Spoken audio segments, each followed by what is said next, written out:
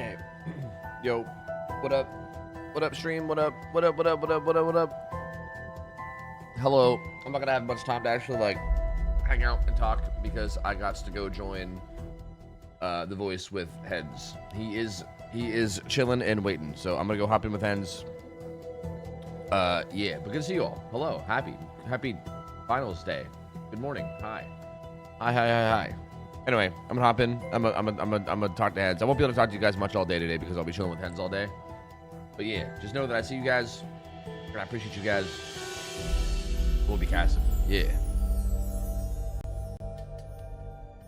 Mr. Hens?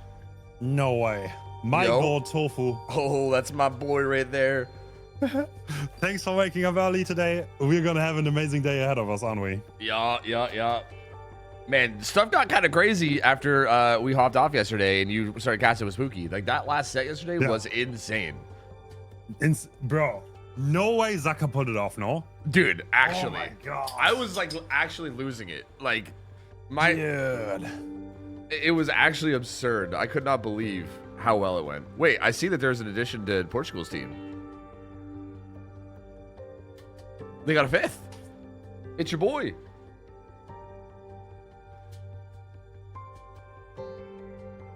Yes. Well, sadly, Rocket is having electricity trouble.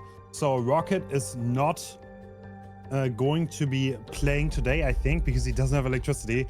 And we got an emergency sub for Portugal. It's Lumpy. World record escape streak holder Lumpy. That's right. No shot. That's right. The world record escape holder. That's right. Yeah.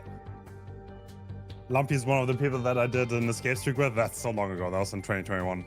But yeah, he's gonna jump in for Rocket. Still world record though. So, you know? True. These are interesting picks, man. Italy chose Legion? That's so interesting, man. I don't know if I'm just like, maybe I'm the weird one, but I feel like Legion just feels like such an odd pick that I feel like I don't ever see anyone play. And I feel like this tournament, we've seen it like 2 or 3 times now, and it's kind of interesting. Yeah. I mean, I don't hate it. It's just interesting. I'm not gonna lie, the Russian team played so insanely well against Legion. That was insane, honestly. So we have 2 very high level teams here, so I would expect the Legion to struggle, to be honest. Yeah, so I think to me the story of Team Italy this tournament has been it doesn't matter if our killer gets 3 hook stages, we're just gonna win anyway.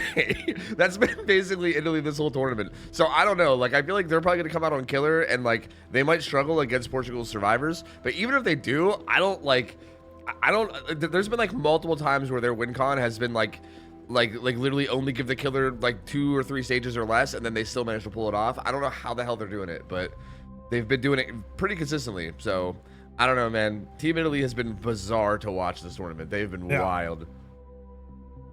Yeah, actually, I agree. I mean, definitely the underdog story. Yeah, they played so well though. Yeah. So well. Absolutely incredible. Yeah, they really have been playing absolutely insane.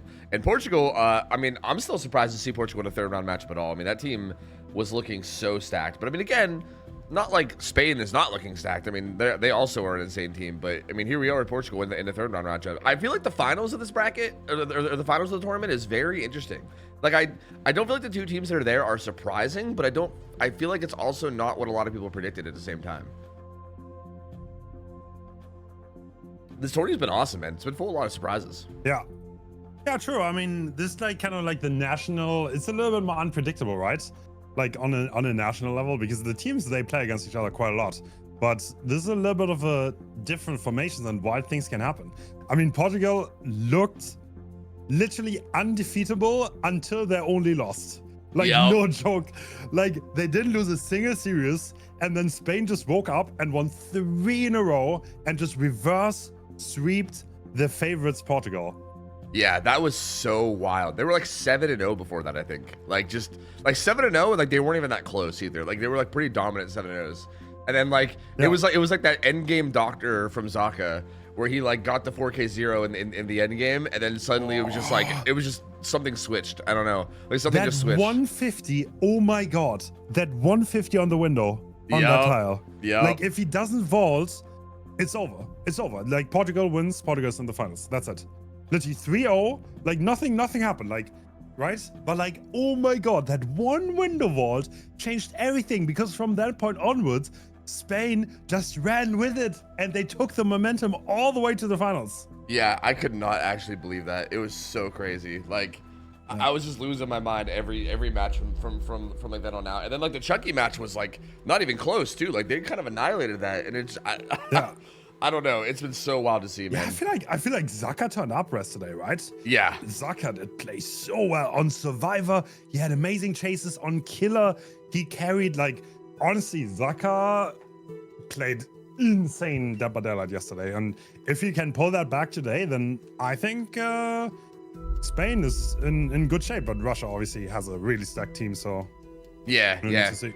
I feel like Russia is like just that like consistent, like they're just consistent and good always, right? It's so hard to like ever count them out, you know? But I feel like Zaka seems like a bit of an X factor for Spain, so I'm not sure. It'll be spicy to see. Well, I mean, before we get too ahead of ourselves though, we got this Legion matchup.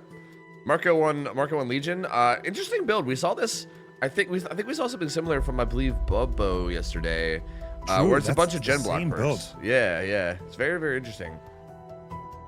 Okay, we see the same add-on, the Recharge add-on, which was so good yesterday, come out. So this is literally a copy-paste of what Bubble ran, I think. Yeah, yeah. I mean, it seemed really good. Like that gray, again, I'm not like some Legion connoisseur. I don't really know the killer extremely well, but that gray add-on looked really good, man. I feel like he always had his power up for every button. Like it was never on cooldown.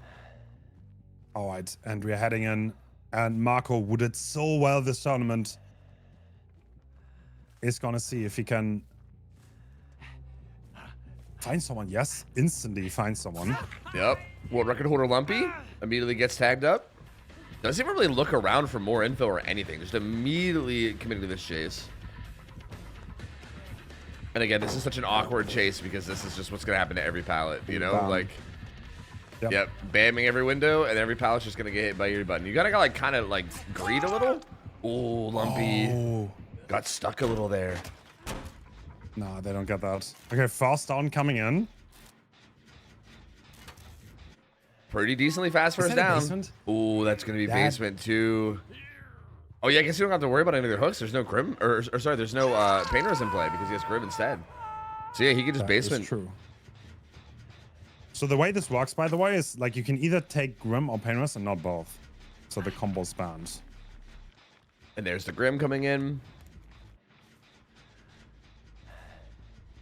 And he has a hill here too, so we can kind of just sit here on this hill and peek around. Looks like there's 3 gens over on that right side, kind of loosely, and then 3 on the other side. So pretty like even split of gens, like nothing too crazy in terms of a setup. But doing a pretty good job of pressuring them off gens right now. I mean, only Silha's on gens at the moment. Oh, no scratch marks. Oh, Pedro did an insane play there because there are no scratch marks while in frenzy.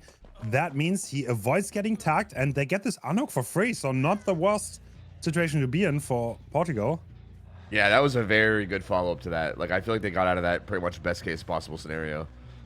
And Silha's still getting gen progress too. His gen should be popping relatively soon. But now it's just going to be up to Lumpy to try to put together a good chase here.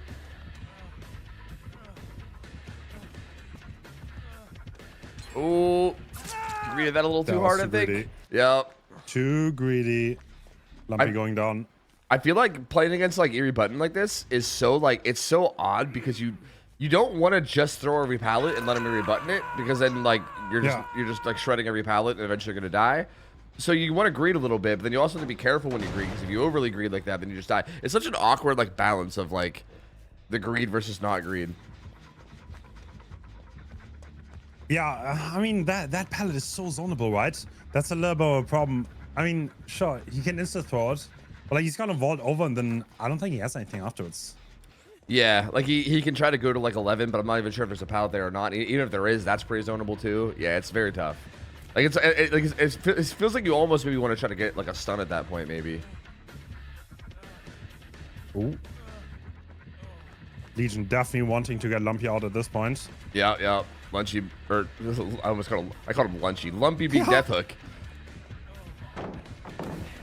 Then gets that pallet out of the way. I think Shaq will be unbanned soon, but looks like he wants to stay to this filler. There's a lot of fillers now. Ever since the map reworks, lots of fillers on these maps. Like Wreckers has a ton of tiles now. Oh, great patience. Oh, that's gonna be attack. Yeah, Pedro was hovering for a hit, but Marco kind of sniffs him out. Good patience there from Lumpy too. Oh wow, actually, yeah, Lumpy not being afraid actually doesn't throw the pallet, and looks like Marco's gonna get another tag. Okay. Yeah, He can track Lumpy with the kill instinct, so he's not gonna get away. Yeah, it looks like he just wants to tag up everybody so that, because I think he's predicting that people are going to be coming in for like hit tanks, so he's just trying to like, I think, preemptively get ahead of that. I mean, Silhei's still full health, but that's basically it now. That's like the only person. But they're down to 2 gens left, so like, yeah, and there's Silhei, so the last hit tank's here. Oh, great job. Is that pallet still up? Yes. It is. Yep. That's another really good gem. And he just ended power on top of it too. Well, okay, that add-on makes it so it doesn't even matter. Like, it literally just doesn't matter. Not gonna lie, I don't know with this pallet density if you can actually play it like this. Yeah. Oh, Lumpy greeting. This is insane. Oh my god. I feel like you can literally just throw every pallet. Like, you might actually just be able to throw every pallet and just like let him eat it. Like, look at this. Like, he's got so much. Like, I don't think you rebutton this pallet. I don't think you rebutton this one. But he does. Dude, Lumpy just got asked if he wants to play the World Cup like 20 minutes ago. Just kind of like, he's juicing up, honestly. Lumpy's like, yeah, sure, I'll play in the tournament, whatever. Here he is, dude. Let's go. I mean, he's still got this pallet to work with here if he can make it. Nice. Oh, no way. He makes that. Oh, the call must have been made to diner pallet. Oh, I don't know if he's far enough under. Wait, is that on a pallet? Oh, I think he was. Whoa, I think that timing. Was. Yeah, timing The was stun just off. sound, but the drop is a tiny bit early. But look at this. We are doing the last gen. Is this a good situation for Marco? He's not going to get Grim Embrace here. Yeah, he definitely lasted long enough. Even through deadlock too. Like, he definitely lasted long enough. This is good. There's like high progress in this gen. There is like I guess there's like kind of a loose gen over here on this a loose like gen setup on that side, but not very good. I mean, there's like that super deep gen plus Shack that they can split. Yeah, Portugal's in a really good spot to get a good result here. That was actually like a very, very good chase by Lumpy. Yeah. Impressive. And now Marco has to deal with this. No eruption. So nothing really to regress that at all. Yep, just goes ahead and throws a kick down, and now just has to try his luck and chase over here. Honestly, the start of that game was so good for Marco, but it kind of slowed down a lot and doesn't look that crazy good anymore. Yeah, I almost feel like how good of a start it was felt like a bait, because I feel like Marco was like, oh yeah, like this tunnel out's definitely worth it, and I felt like it ended up not being worth it. Like, I feel like it was almost like it almost like came back to bite him how good the start was. Because yeah, now he hasn't really been spreading hook stages at all. He doesn't really have any other fresh hooks. He is gonna be struggling to get any Grim value, and if they can end up like getting the gens done without taking it like a severe number of downs from this point, we might end up be looking at like a, I don't know, very low stage game. Ooh, that's not good. Problems. Dan is cranking that gen deep in that pocket though. Yeah, it's very, very close. But it's gonna get grimmed. Yeah, this is a Grim stack, so I'm assuming Pedro's gonna like probably fast pull that. They're probably gonna try to keep a lot of aggression here. Yep. There we go. Oh, Marco's taking the bait. That gen is almost certainly gonna pop at that point. Yeah. I feel like at this point he maybe needs to anyway though, because I do feel like if he interrupts Dan on that gen, they probably just pop Shack anyway. Like, I don't really know if there's any way to hold at this point. So maybe just trying to get Pedro. True. Pedro has a fresh hook, so going for the 7th stage here might not be the worst idea. Pedro greeting, very smart, and we see here's Silly open the gate. This is perfect bait because he's already been hooked. Yup. And Marco has to make rough decisions here, because if Pedro delays this long enough for Silly to open the gate, then that's big trouble. Yep, it's right there too. Oh, the slow vault. Oh, we didn't get away with it. No. So hey, we'll be able to open and I think get forced out, right? Oh, this is gonna be close actually. Is he good? Oh my god. Oh, Wait. Uh-oh. He's not good. Daniel? Can we make something happen here? Oh, he's got no one left behind. No one left behind. Wait. Insane value right now. Is this not a Q bait? And wait, I think Sully might wiggle now. Because he got dropped. Oh my god.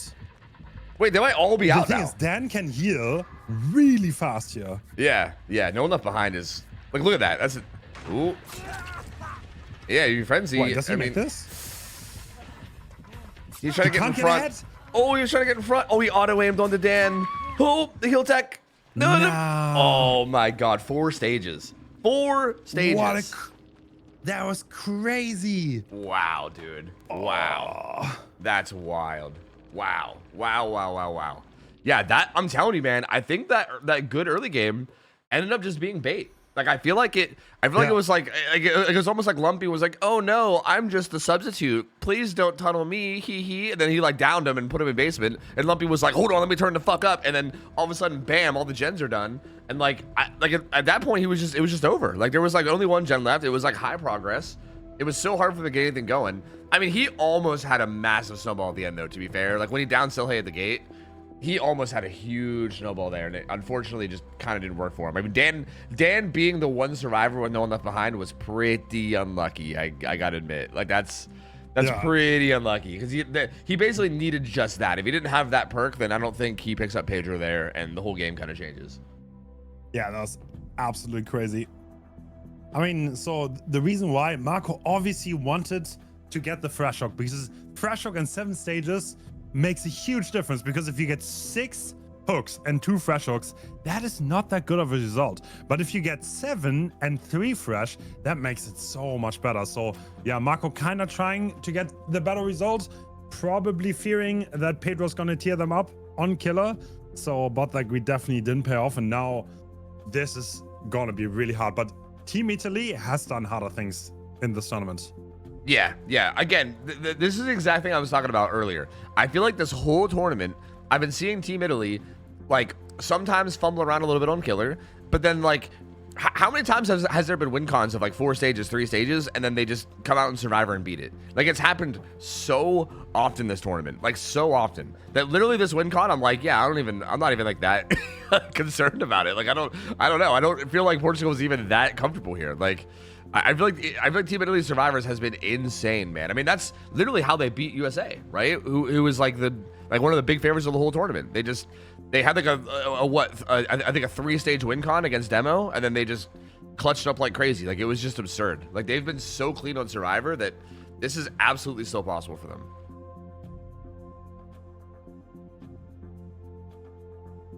I guess maybe the difference is like now that Pedro knows the win condition, right? Of like realistically you need four stages with 3 fresh, right? I feel like you can play a bit more loose. You know what I mean? Like you can be a bit more aggressive. You can kind of like leave the hooks a bit more. Like I don't think you have to play for a kill. I do think that like going second with a decent result is definitely a very, very big advantage where you don't really have to, like you're not necessarily playing for a 4 kill, right? Like you're just playing to get the win at least, you know, and that's it. Ooh. Very similar build. Okay. Yeah, we're seeing seems to be the established meta. Very interesting. We have Legion Pin instead of the recharge add-on though. Yeah. Which is interesting. But yeah, I mean, seems solid. Like good build. I wonder what the reasoning is that everybody is running like blocking perks on Legion rather than rather than regression. Like I'm not really sure what the reasoning is there. I think it's like the only killer I've seen that on, where everyone runs like Deadlock Grim. It's so odd. Same. All right, Pedro looking and instantly finding someone close to the middle. This might be multiple hits. Ooh, or nothing at all actually. Hello. I just jinxed him. Yeah, I'm like I actually cast a curse live in action. Yeah. All right, first pile being dropped. Palle played amazing in this tournament. Yeah. And Sir taken down towards Bus as well. This whole Survivor team has impressed me so much, honestly. Like, Italy's Survivors are so good. Okay, gets that tag onto Sir. Not a whole lot of killer instinct, but does get a little bit of info. Ooh. Target's ended. 3 buttons still on cooldown at least, though. No ruler add-on. Gonna leave that one alone. Yep. And we're splitting the pressure again. Let's see if we can get an attack on Palle here. Oh, should be able to get it. Yeah. Okay, someone's stealthing over here in the corrupts. That's interesting. That's very interesting. I wouldn't expect someone here. I think that was the duo on the Shack Gen, and they just want to avoid getting hit. Oh, But they tried to body block. will not avoid it. And now Pale is in a prime chase position. Yeah, he'll be able to make Shack, but he might have to throw Shack unless he wants to play 50 here. Yeah. So the thing is, Legion will eat pallets really fast. Yeah, but I think it's like we saw last game though. Like in theory, if everyone's just like sitting on gens while you're throwing all the pallets for Legion, I feel like it's kind of okay. You know? Yeah, true. He barely makes that, and now we are vaulting the T and playing the 50s. Ooh, alert! I didn't know alert worked on Eerie Button. That's kind of interesting. True. Because that's getting a lot of value, but he's gonna be going down there, unfortunately. I think I've agreed to that a little bit rather than using that tile he was at. That's first hook. First hook, 1 gen done. I mean, not horrible. Like again, could still work with this as long as we still have good chases. Like this is still not over for Illy, but not a bad start for Pedro considering his win con. Absolutely not. But I mean, do you remember the pinhead game against Russia where Team Italy just pulled it off? I mean, they had crazy survival performances this tournament, so. Oh, here we go again. Surprised. Oh, any means being used. Yup, here we go again. This is what Team Russia was doing. So apparently this has been a thing for years, by the way. I was not sure about this yesterday, but I looked into it, and this has been a thing for a very long time, that you can block the walls on Legion. Yeah, I thought it was. Ooh, that was really good timing of coming around that corner. Unfortunate for sure. Yeah, I mean, it wouldn't surprise me if people just don't really know Legion that well, because again, I don't feel like this killer has seemed that common to me. I mean, maybe more recently it's been common or something, but I feel like to me, I've not seen this killer much, especially in like a comm setting. So it's possible that people just weren't comfortable with it to know, you know? That's hook 2 though. Hook 2 towards the win con of like, and again, at this point, if he's spreading hooks, like if he hooks either Marco or Pedro, then he just needs 2 more hooks at that point, and it's game over. And we're still at 4 gens, so far the pacing is looking very in favor of Portugal, but I think we're still just like 1 good chase away from that kind of flip-flopping. True. I mean, the pallets are dwindling. They don't respawn, but Ooh, the hit tank there. Good teamwork, but now do we need to reverse it here?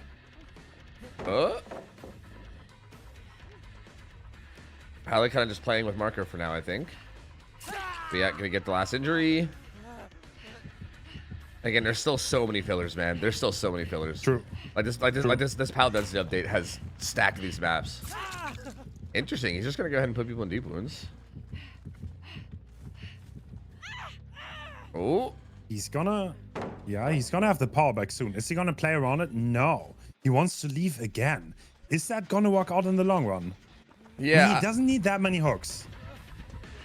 Yeah, it feels like he's like trying to find whoever's in like the worst position. Seems like what he's doing. Like he like didn't want to chase Pedro there, and he's like, well, there's like this ace over here is not like an edge map filler, so maybe I go chase him instead, you know? And if anything, I'm actually kind of surprised he just breaks that like edge map filler. I would kind of expect, especially someone like Pedro, to just play the 50s there and just try to get the down. Yeah. That's actually very surprising, I agree. But now, the ace is definitely zoned. I feel like he wants to empty the map. That does seem to be the play. Oh. All right. Caught him hoisting, bro. Caught him hoisting. Yeah, for sure. They 99. This is gonna be Shack. That's interesting. I guess I'm gonna let that eat deadlocks. Wait, they have another Gen 99 to eat deadlocks. Oh no, they pop Shack. Okay, never mind. Oh wow. Wow, so we have at least 2 gens. Very high progress here. Oh my god, the gens are about to be done. Yeah. I think the gens have been a little deceptive. I think they've been keeping high progress gens for the sake of deadlock. Because yeah, like that, like there's 1 blocked that I think must be 99. There's 2 blocked now. They're both really high progress, I think. But still, we're kind of at the point now where if Pedro or Marco dies and gets put on hook, it's GG. So like, and also Pedro's in chase, and I think he doesn't have anything. Sir's running to die. Sir would be a tie rather than a win, so Sir's just kind of sacrificing himself. And yeah, he's gonna die. And at this point, they need to do both these last 2 gens and get out without without any hooks coming through. Yeah, this is We are tied at this point. I mean, this gen is regressing. These two over here are the ones that were deadlocked, right? I think both these gens are extremely high progress. Yeah, I think they're both literally 99s. God, Marco would have probably loved to have 6 stages at this point, because that would make this really, really playable. But in this position, it's going to be so hard for Team Italy. Yep. This is going to be extremely difficult. Especially because Pedro knows where the high progress gens are. He's actually trying to find the reset, it looks like. Or where they were resetting. There's one of them. I mean, Pedro. Oh, Pedro found Pedro. So the Pedro matchup, battle of the Pedros, and Pedro won, unfortunately. And that's gonna be it. Yep, that's gonna be hook stage number 5, and it's gonna be enough for Portugal Pedro to get the win. True. I mean, they still want to, like, the way the tiebreakers work. You definitely want a good result here, and the killer's gonna be bugged. We will not be able to see them until they break something, but we can walk around that. So they definitely still wanna do really well here. No, they're not. Nice. Just in case it ends up in a tie. Yeah, we've had those scenarios pop up multiple times this tournament, so yeah, it definitely does matter a lot for sure. Like, you definitely want to make sure that tiebreaker looks good. I mean, same, I like it too. I think one of my, like, kind of, I don't know what to call it, maybe pet peeves about a lot of, like, tournaments and stuff is that, like, once the win con's met, it kind of feels like the rest of the match is almost like pointless. You know what I mean? It's like yeah, you play it out, but you're mostly just doing it for, like, sportsmanship at this point. But, like, this way it actually matters. Like, you still do actually want a good result, and you're actually playing for something rather than just being like, yeah, whatever. Like, even here, like, getting the last fresh hook here is pretty massive. And actually, if you can get this last fresh hook and Grim off before that gen pops, 40 seconds of gen blocking, will it be fast enough? It's gonna be really close. He's gonna get like 10 meters away from this. He pops Frenzy to try to make sure he gets there. He does get there. Oh, wow. So he's gonna have an extra 40 seconds now. And order reading onto Pele. I mean, if they start healing, then Pedro knows. Yeah. Right now he seems to think that Pedro thinks that Pedro is hiding for the unhook, but yeah, I think he'll probably realize after a little while and be like, maybe not. I mean, regardless, he's got a lot of time to stay here and play around with, so. Pull comes through.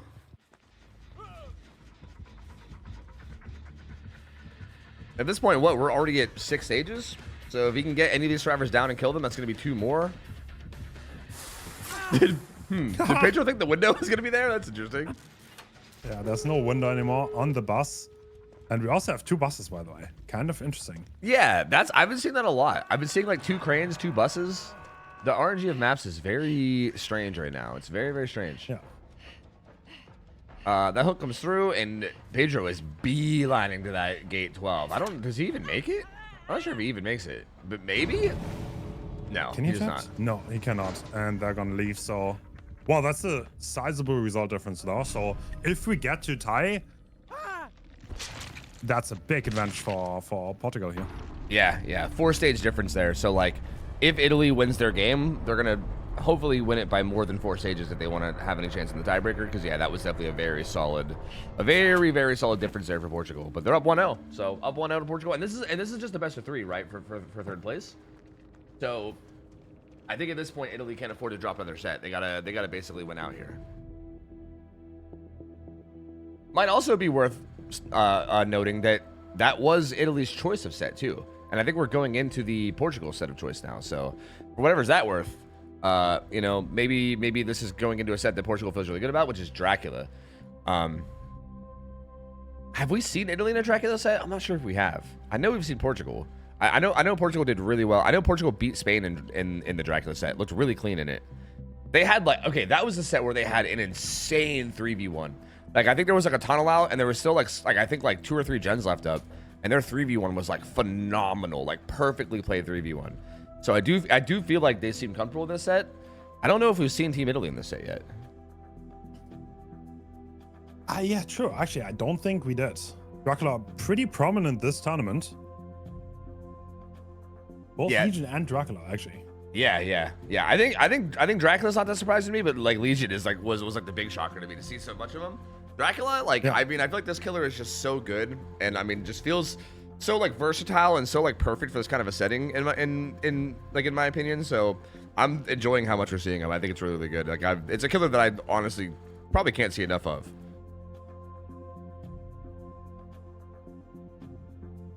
We'll see what Portugal can do. Or sorry, we'll see what Italy can do, because they're going to need to get a win here, or else Portugal might just get the 2-0 and it might just be donezo. True. This is the bronze match is a best of 3, by the way. Just Yep. We had a best of 5 last time, and it felt pretty dragged out. So yeah. Third place is mostly like it's like a consolation prize type deal. So yeah, I mean, I do feel like dragging that out for a long time is like, you know, like you're just trying to figure out who the better loser was, basically. You know, it's not. You're trying to make a whole ordeal out of it.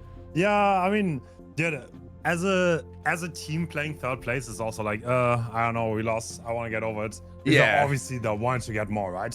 Like they want to be in the finals. Yeah, I mean, exactly. it is what it is. Yeah, so that's completely understandable. Yeah, absolutely. I think even both teams here are just like, yeah, let's just go ahead and play the game out. Yeah. You know, like. I mean, it's interesting because I feel like going into this, I would expect the attitudes to be a little bit different between the two teams too. Like, I would expect Italy to probably be kind of hyped that they got, because I feel like realistically going into this tournament, I'm sure every team probably had like realistic expectations, right? Like Team Italy, obviously a strong team, but obviously like you look at this team like Portugal, you look at Spain, you look at Russia, you look at USA, and you're like, wow, you know what I mean? You know what's funny? Italy actually predicted how far they make it in this tournament. Really? They actually said that they're going to drop out in the semifinals. Really? Huh. Yeah. Well, kudos to that, man. I mean, they had confidence. I guess that paid off, because yeah, they did so good. I mean, like their team looks strong. Like they have a good roster. It's just, yeah. It just feels like other rosters are like other rosters are literally like current teams. Like United States is literally just Team Ascent, right? Russia is like Trauma, basically, right? Like I don't know. Like Spain's basically like all those Spanish teams that always existed, like Torment and like Eternity. Like it's like so many countries have just like literal like rosters. So I was like, well, that's got to be an advantage, right? But Italy is also team. I think it's Team Masters. More like they also play international, but that's how they got into comp. I think what they did is like they got first they were Team Masters too, with only Italian players, and then some of them doubled into international teams, like Pedro HZ. He went to Calamity, I think. Yeah. So yeah, they definitely played with each other for quite a bit. Yeah, that would make sense. Again, because like out of the names like on the team, I know Pedro and Marco from like Calamity and like, you know, like now Elysium. So yeah, it would make sense if they already kind of had some of that synergy before, and maybe they just kind of branched out. So I mean, they definitely play really, really well together. So I can see it for sure. Pedro, Call the Brine, Eruption, and Pain Resonance. This has basically been the go-to. Add-ons are pretty much always the same for Dracula. I think we always seen Pedro on Dracula. He is definitely confident, so that is also their pick. Yeah, he looks pretty clean. This feels like a very Pedro-like killer, right? Lots of like mechanics, lots of like micro, you know, stuff going on. I feel like Pedro really excels at that kind of stuff, right? I feel like he's very, very good in the micro of like basically everything in this game. So not a big surprise to me that that's what he's going for. I've been loving seeing all the Champion of Light fixated plays being made, by the way. I did not realize that the flashlight just doesn't even show up at all in bat form. Like, this whole tournament, we've been seeing so many people just like flashlight away from a bat, and like then the killer just has no idea. It's so funny. It's so funny and interesting. All right, Marco using balance landing to get away from there, but the bat form is going to catch up quickly. Yep. Marco's got this pallet that's not that safe. Wins a big 50. Oh. Will still eventually get bit though. Yeah, these 50 situations against Pedro is always this is where Pedro's is like so good at it. Yeah. He's very likely to win them. Yeah, and it looks easy, but like it can honestly be so hard to just like win these 50s consistently. And the fact that he wins them so consistently, like even right there, like Marco not even able to win a single 50 on that pallet, it's honestly very impressive, like how consistent he does it. Like it looks like he's just like, oh, he's just holding W and like blah, blah, blah. Like, man, like chasing any of these survivors is so hard. And like, I don't know, Pedro just always seems to come out on top. It's so wild.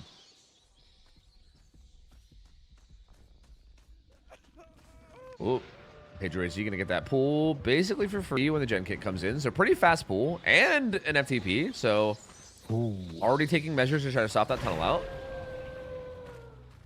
I think, okay, the reason why we always see F2P, even on situations where it's like, kind of doesn't mean much, I think it's because the players always have clean break. And they can get healed afterwards. Yep. You see it again. This is clean break on Pedro. And they can get healed afterwards. Running around the pallet here. I do think just getting ahead of the tunnel out seems like a good idea too, right? Like honestly, like it's like why not? Like I think especially if the down's that early, it's like he's probably gonna want to get a kill. So if you could just delay it, like even if he now shifts his tunnel out to Pedro, like you bought like this much more time, right? Like there's one more gen done. I feel like the tunnel out is so incentivized in this meta because 60 seconds is so much time to survive against the Dracula. That's probably not really gonna happen. I mean, if you were to get it off though with hit tanks, that would be huge momentum shift. Yeah, but the question is, can you survive 60 seconds or not? Yeah, exactly. It's also kind of hard because you need to have someone like tapping your heal to get it activated too. It's a little bit like an awkward activation as well. But yeah, I mean, 100% I agree. It's like against Dracula, especially like someone like Pedro and Dracula too. Yeah, it's that's a tall order to ask for. Because even hit tanking is like, obviously it works a little, but even that's like, it only does so much with like bat form and dog form going like 4.8 practically permanently, you know? Oh, chem trap going down. Okay. That's not exactly a force kick pallet though.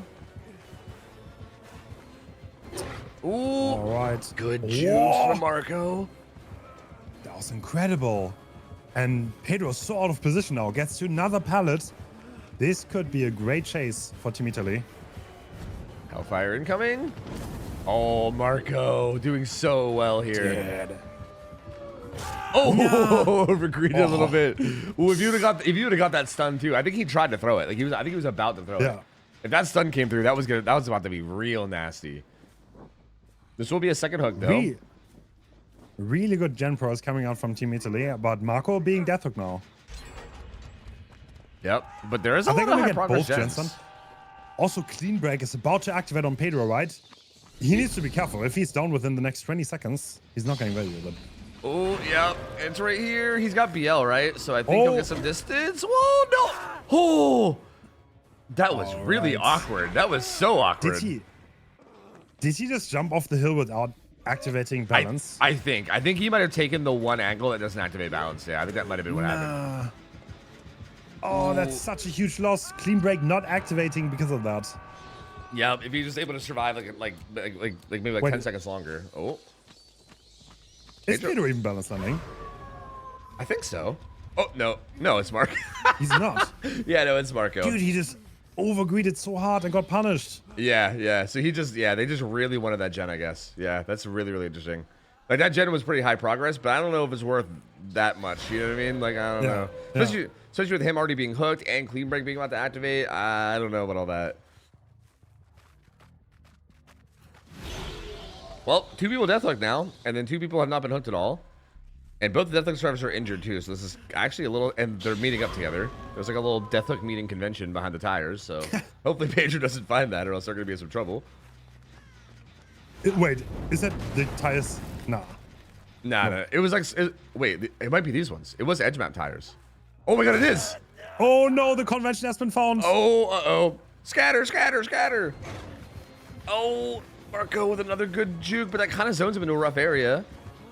Oh, he tries to just... Yeah, he tries to path it, but can't do it. He's just going to go down. That's going to be a 3v1. I mean, it's a 3v1 with still another death hook survivor injured. So, like, I mean, 3v1s are obviously, like, it's a big power-up, but even more powerful than 3v1 is a 2v1. So, like, they definitely still got to make sure that Pedro stays up. Looks like clean break being activated again. Well, Pedro, you need to stay alive, buddy, otherwise it's cooked. I think Pedro will look for Pedro here. Yeah, for sure. Oh, that's not him, is it? Oh. No. I think this is where it was activated though, right? I think he might be kind of close. Good juke from Drago. Wow. Incredible play. That was very clean. He should be able to make this pallet, I believe, unless the haste gets him. Oh, Hellfire. Oh, just barely. Got him in the heels as he turned the corner. Oh, he thought he would get the stun, but doesn't quite make it. And Shen's got a pretty high progress gen. Pedro's heal should be coming through very, very soon. So, like, they're still relatively okay. I mean, I think Shen's gen's going to get pain resed. True. Yeah, this is going to be pain rest. Pedro's going to get healed at least.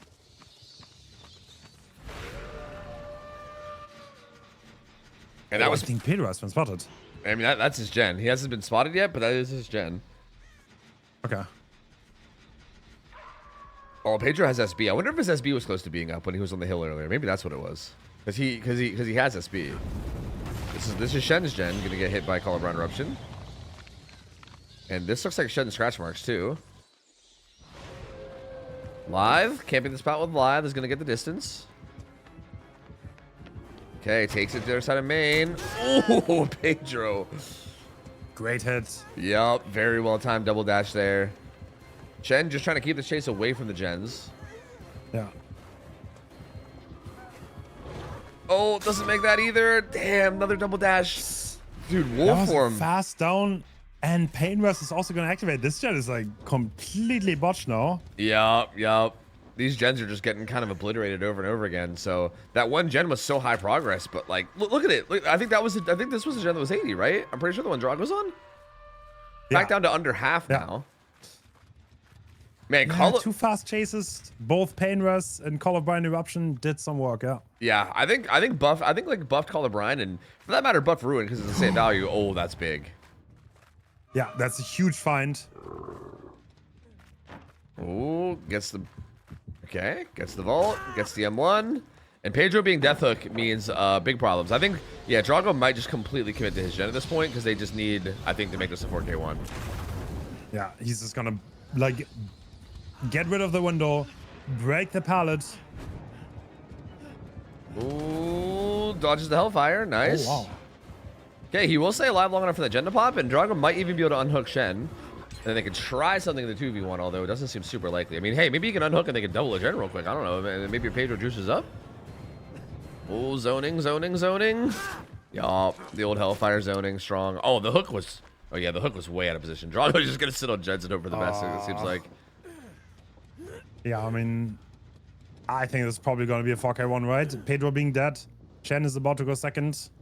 Yeah, and I think Pedro's probably just going to predict the fact that he's just going to, like, try his luck on gens, it seems like. Yeah. Like, I mean, he's definitely not going to be able to get this done by the time Pedro starts investigating, that's for sure. Yeah, no way. So, yeah, most likely 4K1, unless Pedro just sits in front of hook for some reason. So, I would still argue it's a pretty good result for Portugal here. Like, 4K1 here is solid. Like, I feel like we've seen Portugal survivors escape Draculas already this tournament, and I feel like they're going to feel probably decently confident.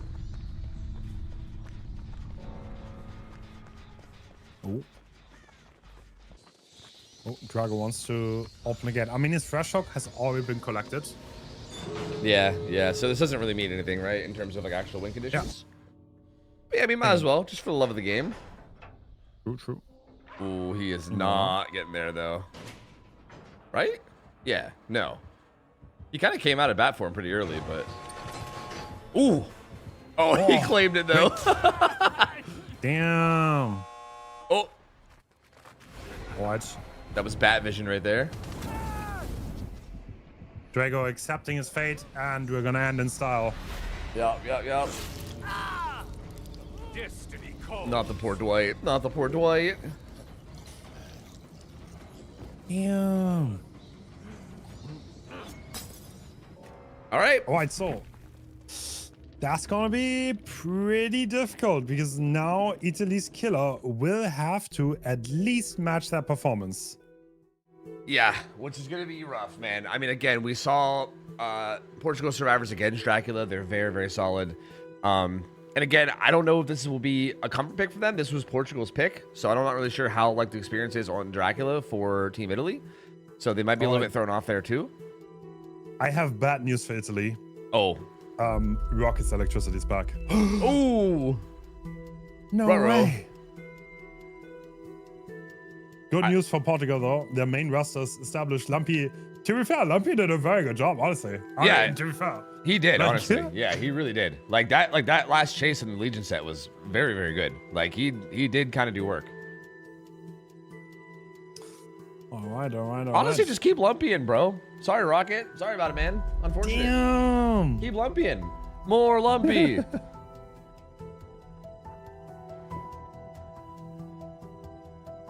No, but yeah, this will definitely be hard. I don't know. I'm assuming, I guess Marco is maybe like the only killer player here. I think we saw Mads on Twins in that one set, but I think outside of that, it's been pretty much all Marco.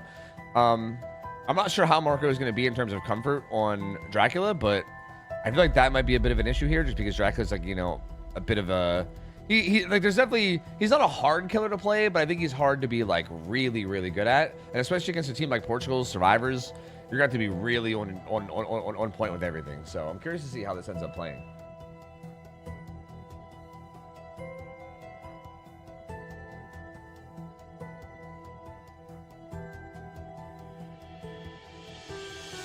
Just quickly fixing up the overlay, and we're gonna head right back into the match.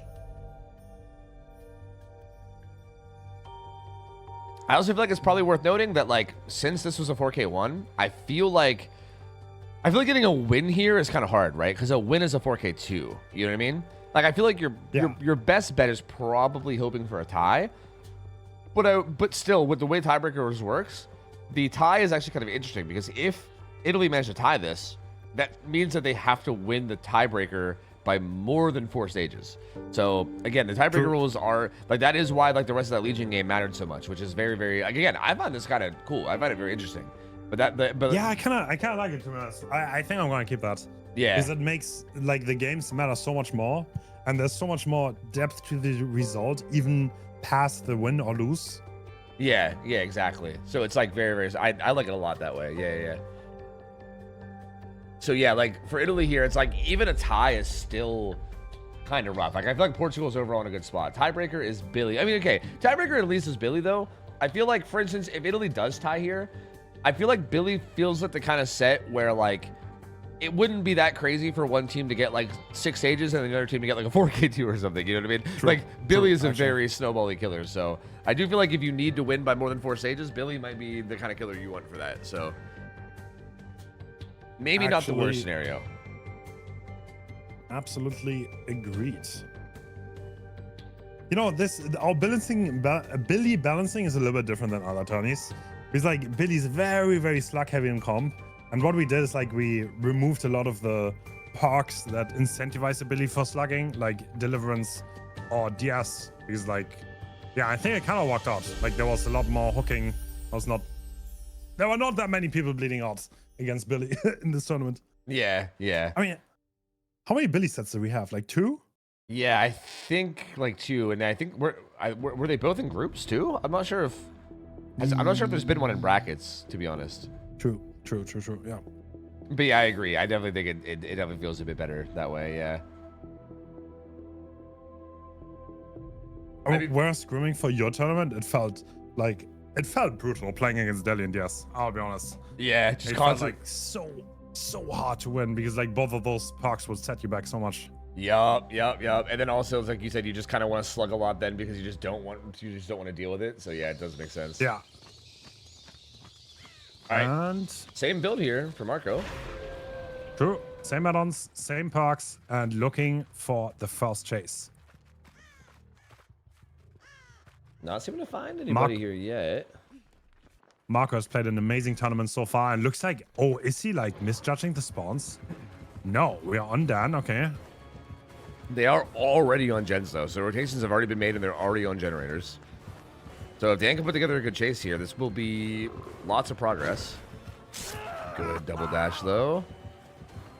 Dan kind of took the hit in a little bit of an awkward way too, where he didn't get a ton of distance.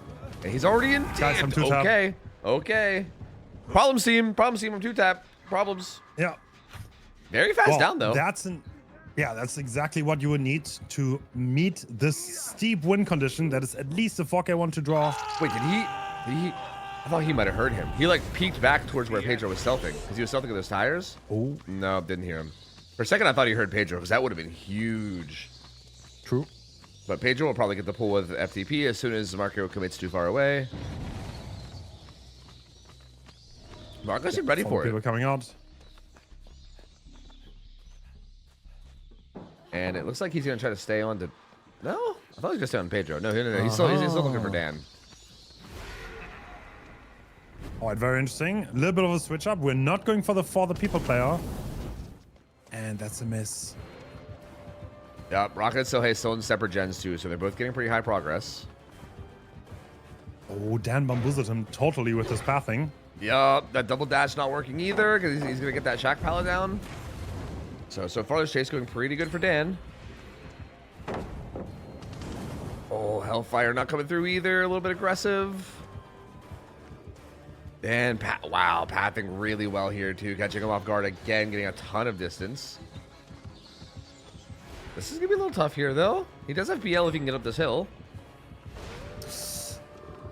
Oh my God, the patience. The bait. Oh, Dan is playing this so well though. He really is, yeah. And now that look at that gen progress. Yup. I think they're doubling that gen that Pedro was on. So that third gen's gonna be popping soon. Silhate starts a fourth gen. So yeah, that like fast 2-tap beginning that looked so promising now starting to look a little rough. Is this, bro? I swear this is like Portugal's like unintentional strategy. They just like get 2-tapped on first chase, and then just like turn up to the tunnel out. Like this is what happened in the Legion game too. It's crazy. True, actually. That. Oh no, he's losing him, and Portugal is already in the last 2 gens, by the way. So Marco's in big trouble here. This down needs to happen yesterday. Yeah, Rocket's also hovering too. Interestingly enough, he's like with hovering. 99 sprint bursts. Yeah. I think he's trying to bait chase maybe. Oh, Yeah, Killer just leaves completely though. Damn, Dan just played that chase insane. Like literally just so long without a hit. Oh, clean break activating that second when the chase starts. Yo. And Pedro's also full health. Oh no, dude, poor Marco. Everything's just going bad now. Good juke from Pedro too. Not getting hit by that. Ooh. Man. Oversteps a little for that check spot, looks like, but I feel like, I don't know if Marco even feels like he can stay here. Dan's gonna pop gen number 4. Gen number 5 was like getting there. I think it was like a little over half. Does get that Hellfire though. Well, at this point, well, Marco will have to pull out a miracle. This is probably going to be a pain rest, but at the same time, Rocket has his gen like 70%. Everyone else is full health. Yep, Dan's starting a whole separate gen too, like across the map with Deja. He's getting teleported on, but still, like, with all 4 survivors up and no one even close to Death Hook right now, like, this is definitely looking a big grim here. Definitely looking a big grim. We're going to need, like, lots of 2-taps. Lots and lots of 2-taps. Yeah. Oh, okay. Well, Dan gets bit. But, yeah, they're tripling that gen, though. So, yeah, that main The gen is about to be done. Yeah, there's just nothing you can do from this point. Yeah, with that gen popping, I think Portugal is going to take the bronze medal and the 3rd place. Yep, so well played by Portugal here. I mean, Italy, again, I still think Italy's showing in this whole tournament has been so good, though. Like, I feel like kind of like the underdog story of the tournament here. Like, I think the only quarterfinal game that ended up being an upset, right? In terms of like the first seed losing to like the 2nd seed. True. And they just played so well this whole tournament, man. They played so well. But Portugal was the favorite going into this whole tournament. I feel like a lot of people had them winning the whole thing. So, yeah, I mean, yeah, like very clean play here. We can see why. It's kind of funny. They won every single set besides the 3 sets against Spain back to back to back. Yeah, it's so wild how that happens, dude. That's why I think like the whole like momentum thing is so real. Like, I feel like you start to build like momentum, you start to like build up morale, you know. Or like likewise, if you start to like lose morale, I think that can go so far. Like I feel like as soon as like Zaka won that doctor set yesterday, and they were able to get that win, I feel like something just clicked, and they were just like, okay, we can do this. Let's just turn the fuck up, and then it was just over, you know? Yeah. Sure. I mean, Spain is just a very experienced team. They have great players, and I don't know. I'm expecting greatness today. I'll be honest. Yeah. Yeah, Zaka definitely played out of his mind yesterday, and if he can pull it off today again, then I think Spain has great chances to take the entire thing. Agreed. I think both these teams that are coming up in the finals have absolutely disgusting survivor rosters too, though. At the same time, like it is going to be tough for both killers to try to make anything happen here. Yeah. All right.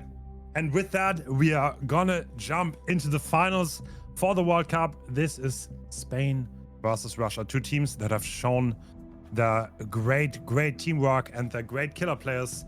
And yeah, this is gonna be a great series. 7 sets total. Man, first set out of the gate is Singularity, huh? Yo, I was wondering if we are gonna see twins again, but Spain banned it because Russia's been picking twins pretty often. So I thought we might see twins again. I'm a big fan of the twin set, so I've been kind of loving that Russia's been picking it a bunch.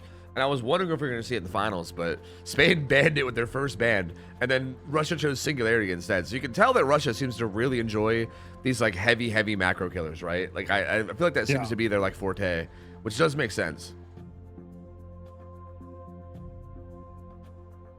This will be Singu Dead Dog, right? Which is Yes. We're starting off with a long one. Yeah. So strap in. Yeah. This is this is like the new set where you like, you know, make sure you grab a snack and you get real comfy. Actually, we cannot stop the meta though. We banned oppression. So like oh, within really? comp, there was a little bit of a 3-genning meta, but that requires oppression because otherwise the 3-gen limit hits too hard. But oppression, you can kind of like outplay the gen kick limit because you can kick in different gen and you can still put a gen that is almost blocked into the regression state. But sadly, this is not allowed for this tournament because we don't have that much time. So sorry. Yeah, honestly, that feels like, I don't know. Okay, I'm kind of torn because like I kind of like hate the 3-gen play style because it's just like you're just like, oh god, this just takes forever. It takes like a million years. But at the same time, it's also like kind of insane to watch, like the level of play of constantly making good decisions for literally like 40 minutes straight. Like it's so impressive. Like it's such a mix of like boring and impressive at the same time. But I think overall, especially for like the wider audience, I feel like it's probably a good decision to ban oppression. Yeah, I think that probably just increases the viewer experience for most people on the Singularity set. So yeah, it'll be curious to see. I think that'll push the Singularities to play a bit more like aggressively and actually commit more to chases rather than just kind of sticking to the gen setup and trying to hold that out forever, which to me feels like a pretty good thing here.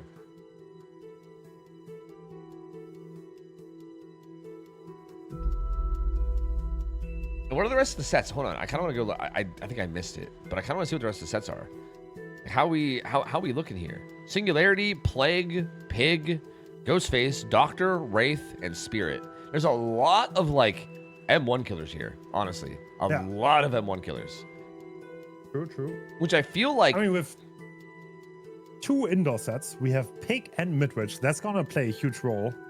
yep. I mean, Spain did win Dredge, so I think they're probably pretty confident, but the Russians are actually the OG indoors. They were always, like at this point it's not that true anymore, but they're always really good on indoors. Yeah, I was gonna say it is kind of interesting that they gave Zaka a Ghostface because I know that's like Zaka's thing. I think he's kind of known for that, right? Yeah. So it is interesting, but yeah, I mean, I feel like maybe Russia also is just like, yeah, I mean, we're also insane at Ghostface, so like whatever, you know. So that could absolutely just be a thing.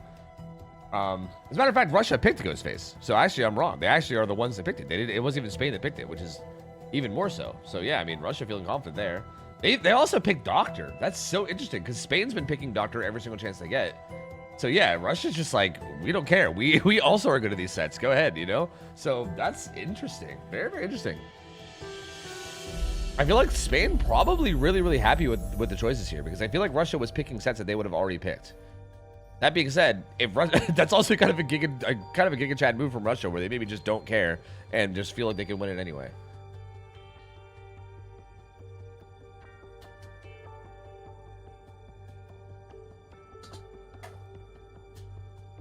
That is true. I mean, yeah.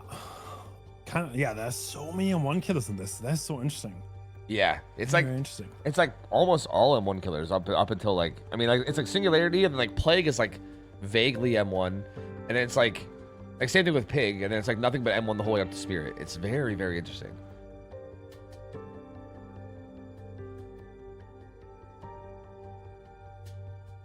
But I mean, I mean, I feel like both teams have an insanely strong killer player that will play M1s well. I mean, like Bubbo is very, very good. I mean, I know he Also is like one of those like top tier ladder players on top of everything else. So like he's gonna be very, very good at like M150s and just playing that in general. And I mean, Bobo's just been clean throughout this whole tournament, like in general. Like he's just such an insane player. So I think him and Zaka here both on killer is gonna be pretty nasty. It's just on survivor side, I don't know. We'll see, man. We'll see. I swear to God, if we see Swatter, bro, yesterday on that like dead dog map, Swatter with the flashlight was kind of pissing me off. I'm not gonna lie. Even from a spectator point of view, I was getting angry, man. He was just everywhere. He was everywhere. Just getting all these weird ass angles on flashlight saves. It was driving me nuts. If we see more of that from Swatter, it's gonna be pretty crazy, man. Pretty crazy. True. I mean, Le Magic also insane this tournament, to be honest. Yeah, he's very played crazy. And also Gren out too. Like I feel like we haven't seen Gren out in every match, but he had some absurd chases yesterday too. Like it's just, again, it's hard to even like pick certain people from the roster to talk about because it's just so stacked with good players, man. I don't know.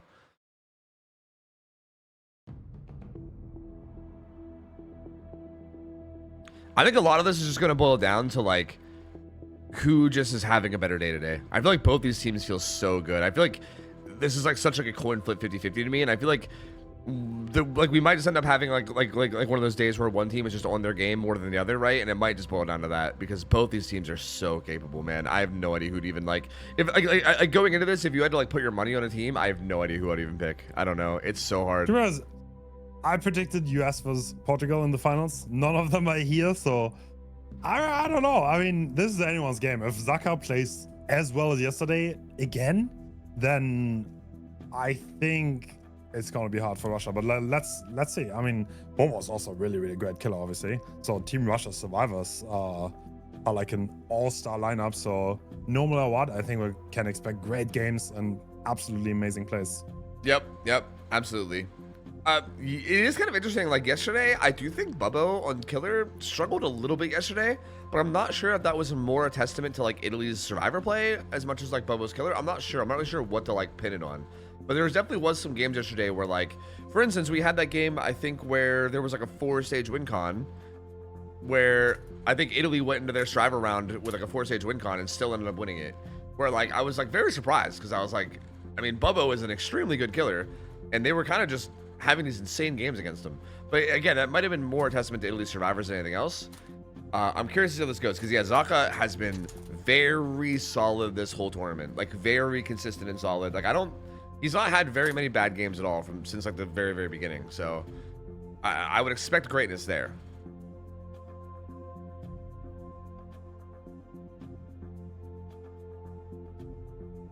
I think we'll be seeing that. Sorry, go ahead. Sorry, no. Yeah, you go ahead. That's fine. Oh, I was gonna say, I think we're gonna be seeing Russia on killer first too, right? Because I believe we're starting out with their pick on Singularity. So we will be seeing Bubbo, I think, immediately first with Singularity, and then it'll be Spain survivors. So I do think this might be a good like way to set the pace, right? Like we're going into this game on Russia's pick, right? On this kind of like, I don't know if I call Singularity weird. I feel like Singularity is pretty common killer, but like definitely a not just like pure M1 killer, definitely a very more macro based killer where I do think maybe if you kind of get a good start here, then you can maybe kind of start swaying the momentum in your favor.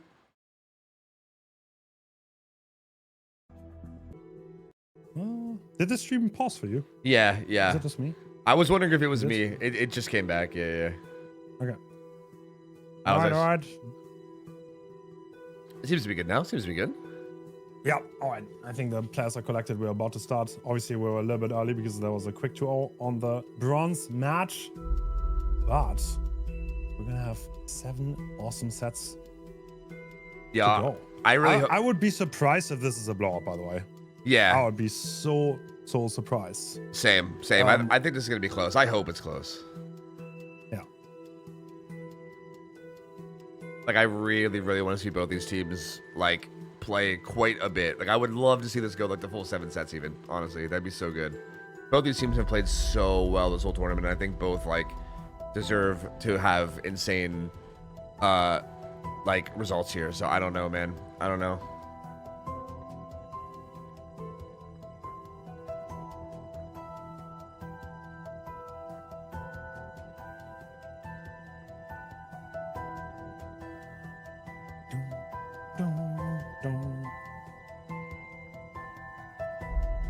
Yeah, we're about to start. Don't worry, guys. We're a little bit early because this was scheduled to start, I think, as in 25 minutes, but it's okay. Yeah, yeah. Sometimes the series takes forever because there are technical issues. Sometimes it's 2-0, everything goes smooth, and it's done in 40 minutes. Yep, exactly.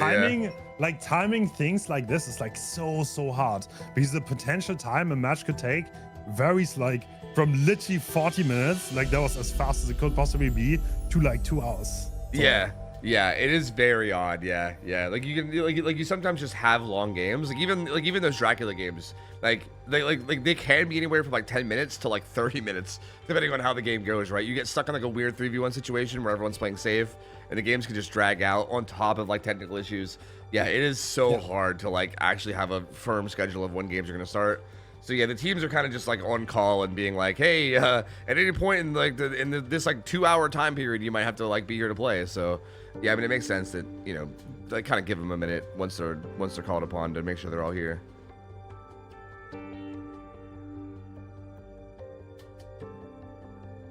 I'm very excited to see how this goes though. We have not seen a Singularity set this whole tournament, by the way.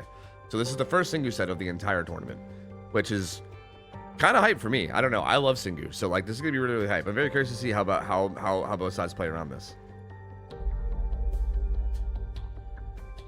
And again, a little sad that we didn't see twins. I have been enjoying all the twin sets in this 22, so I was kind of hoping for another one of those. I don't know if I'm like alone in that. I feel like maybe a lot of people don't like twins. Like I'm not sure if I'm maybe the only one there, but I love twin sets. Yeah. I find them so interesting. Yeah, I feel like the one from the 2-tap from like Russia is Italy. I think the game was so over so quickly. It's like Charlotte got in 1 insane, then the basement hook at 5 gens. That was, I mean, the other set was very good though, and Russia showed on Survivor what you can do against twins. Yeah, that was very awesome. Yeah, I find it always interesting, like actually like strategic wise too. Like for instance, I found it so interesting that like in Russia's Survivor round, they didn't have a survivor actually body block Victor, and instead they had them like stealthing for the pull, right? Like I think like pre-stealthing for the pull and like letting the hook happen as opposed to like taking the hit of Victor and trying to keep the chase alive was a very like interesting decision. And I don't know, I just think it's cool to see the way that teams play around it, like macro wise. Yeah, I do think like kind of like you said, I think on the Russian killer side, it was a little more right. Like you just found the survivor like trying to cross, got a 2-tap, and then it was just kind of donezo there. So yeah, that was maybe one of the worst cases of a twin set, but still.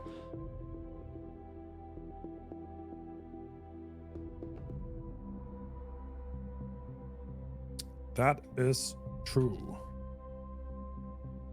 I'm honestly really excited in this series to see these like M1 sets, because again, Spain, I don't think Spain's lost like a Doctor set, right? Like I think they've won like 2 or 3 this tournament now. I think they're like 3-0 in Doctor. I think they've played it in both of their brackets, I believe, plus in groups.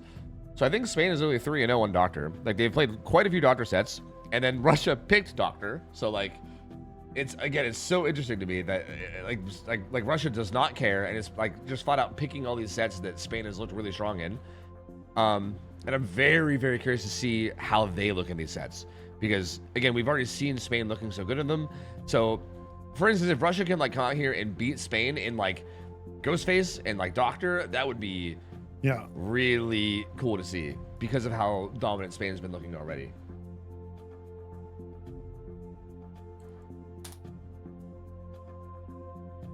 Yeah.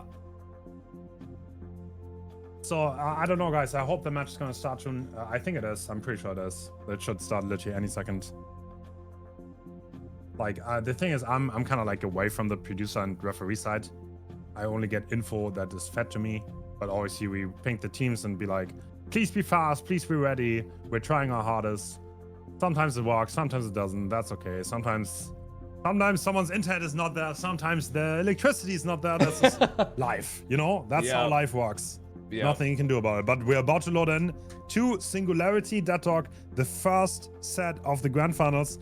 And Bobo bringing a build that I would... Actually, not that default, no? Yeah, I guess on that. I mean, I'd say it's pretty default. I mean, sloppy is, I think, yeah. I mean, sloppy's pretty good. I'd say this is pretty default, considering like, well, I think if you don't have oppression, I feel like this feels pretty much like second best. Maybe you would want Call of Ryan instead of sloppy, maybe, but I don't know. This still feels pretty. This feels like a pretty standard like aggressive build for Singu, I believe. I do think I'm finding it interesting how much we're seeing Kids Ball Glove for the add-on. I don't feel like that add-on does a crazy amount, but like. People seem to be liking a lot because I feel like Singu also just has a lot of really strong, impactful add-ons too, right? Like range add-ons, like even like Slurry giving 2 extra pods. I feel like is very underrated. But I mean, Ball Glove might honestly make a huge difference on these pallets, right? These pallets are not that big, so maybe that little bit of extra overclock does a lot. I don't know. Oh, interesting. Oh, someone being spotted above, but they do not get hit with it. And I guess that spawn is guaranteed. Yeah, in main, yeah, because I keep seeing that. Yeah, I keep seeing a pod being set up there to watch that main like box. It does seem like that's like a near guaranteed box spawn. All right, looks like the survivors are stealthing, maybe waiting out the corrupt a little bit, and Bobo has already set up a bit of a web. Yeah, I feel like Singularity Singu is becoming like, you know how like everyone talks about like Nurse CT as like that like figured out set. I almost feel like Singularity DDS is like becoming like that too. Like a lot of these pod placements are like so like figured out, right? Like the cactus behind main covering like the whole like catwalks, you know, like that pod inside main to watch like the MP spawn. It's like I feel like there's so many like pod placements that are just so impactful. Like I can't believe he didn't. Oh, that's get out him. of range. He doesn't have the range on. That's very meta. Oh. I'm surprised Bubbo didn't bring that. I think Bubbo is. And ooh la la. I think Bubbo is. I think we're having connection issues, but I don't think this is actually the player, it's the spectator, but we're gonna redo the game. Because nothing has happened yet, and I actually want to watch. I'm so sorry about that. Yeah, it turns out we actually want to watch the game, yeah. Because also it's Singularity, so I think if we let them play it out, we'd also be sitting here probably talking for like a half an hour. So that's probably not ideal, yeah. All right, sorry about that. We're gonna head right into game. If you don't mind, could you like play pause your stream too? I think I was a little ahead of you. Okay.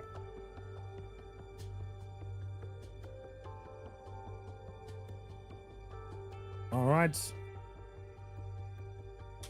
I mean, the good news here is at least the players should have all their stuff ready, so it shouldn't take too long to reboot, hopefully, as long as the spectator's internet is all good and chill. Yep. It's working. I think it was the thing we saw 10 minutes ago, by the way. Well, stream buffered. Oh, yeah. Oh, yeah, that would make sense. Yeah, because the stream did buffer. That's a good point on the 10-minute delay. Yeah, it must have been just a little hiccup with the internet. I mean, glad it happened early. Like, if that would have happened, like, midway through the game, that would have been pretty unfortunate. So, at least it happened really, really early on.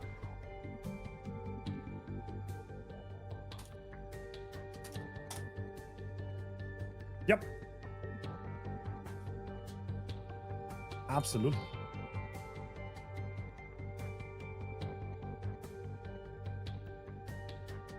The bronze match was won by Portugal in 2-0, dominating fashion. Yeah, Portugal looked really clean there, man. I don't know. They looked so good. Like, I mean, they've looked so good this whole tournament. I'm still like, again, like nothing against Spain because obviously they're nuts. I'm still surprised that Portugal lost that. Like, I feel like especially when they got up 2-0 and it was like, okay, we're basically at the point where like Spain needs to reverse sweep at this point, you know, that like to win. And I was like, that's like I feel like reverse sweeping against his team is gonna be so hard. And then I guess Caster Curse is so powerful that I spoke it into existence. I don't know, but Portugal just looks so insane this whole tournament, other than those 3 sets that they lost. Like, it's so crazy.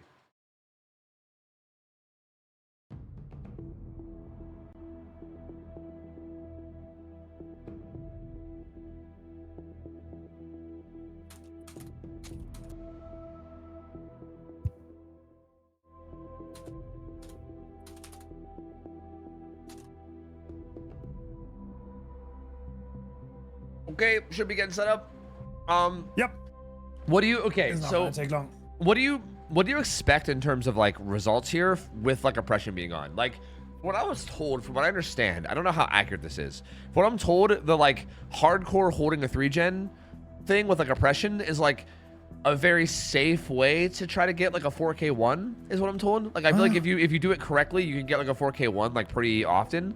But I'm told that you don't really need to do it, and if you play aggressive and correct, you can get like a 4K1 already, if not better. True. I mean, that's kind of like a discussion because some people claim that's the best strategy and it always leads to a win, and some people think it's pretty bad. So that's a point of contention for sure. So I've seen it. I've seen especially Angels do it quite a lot, where he's kind of preying on a mistake. To be honest, it does look beatable though. I'll be real. If the survivors play it really clean, you're gonna end up with very little stages if you play that way. It's a high-risk playstyle. If the survivors actually end up breaking it, you're probably gonna have 3 or 4 stages as a result. So yeah, very high risk. But if it works and there's not that crazy level of coordination on the survivors, then yeah, you can definitely 4K at 1 gen.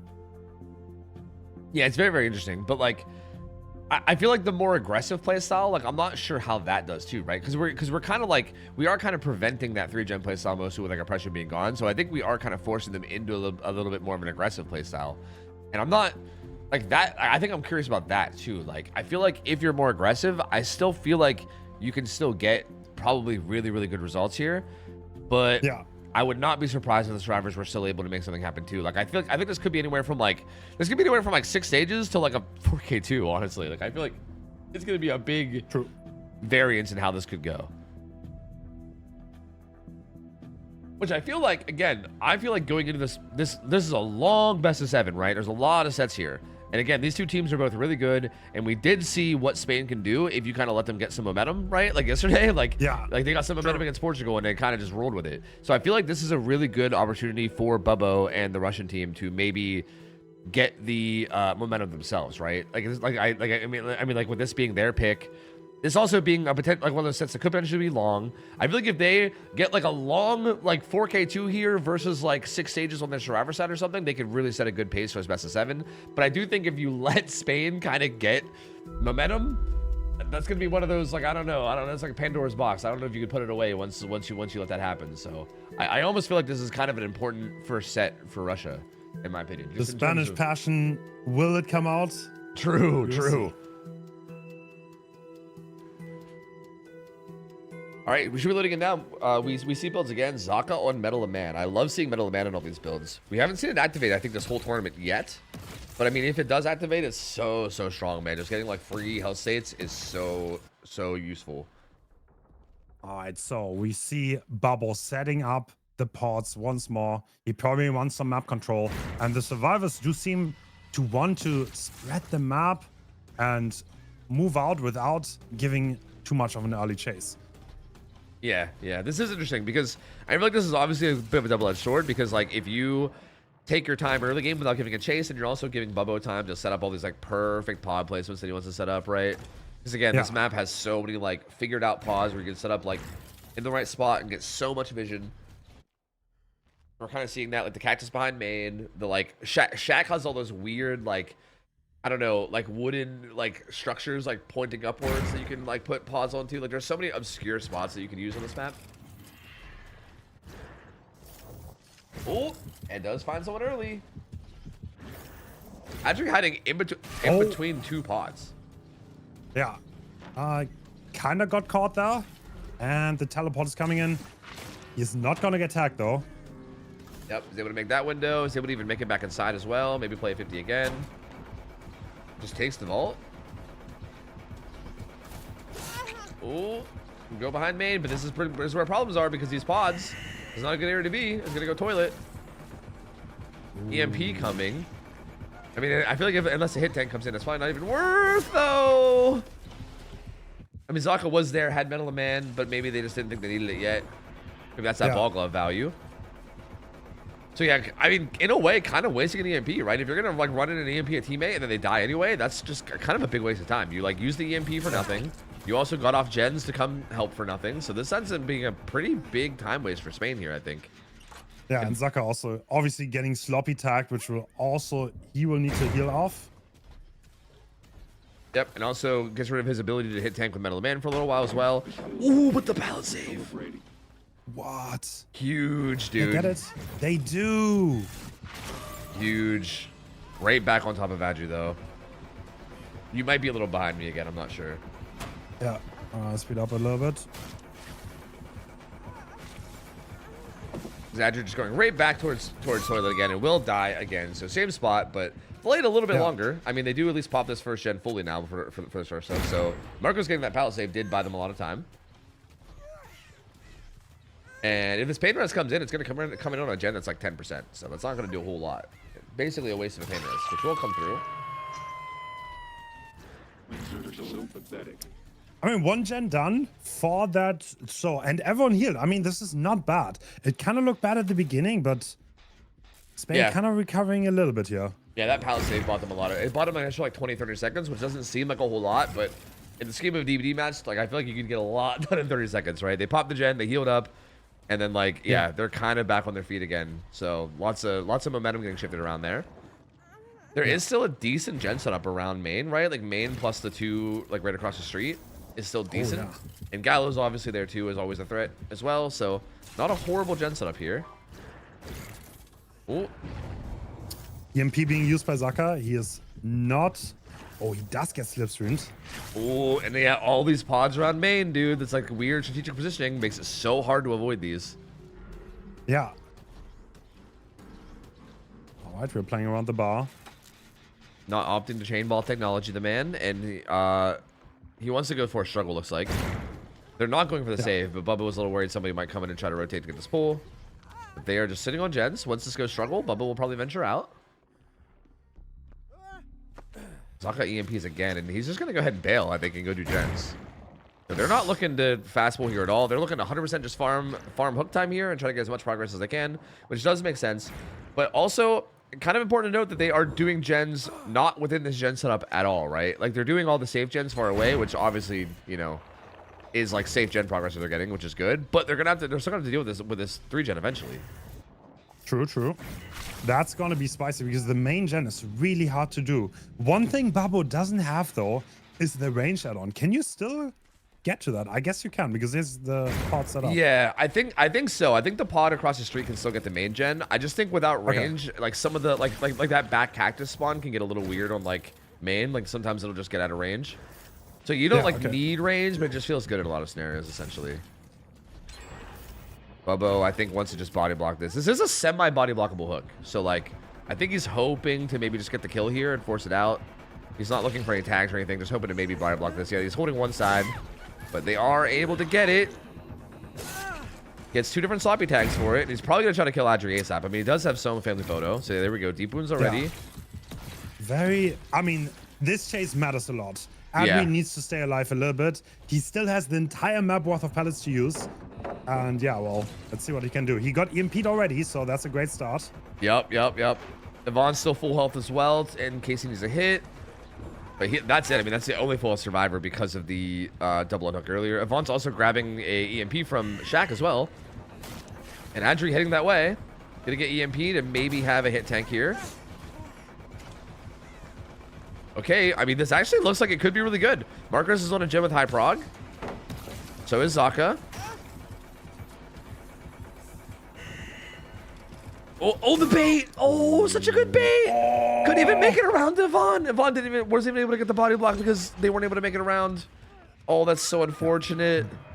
But 3 gen broken. So this chase was not for nothing for sure. Yeah.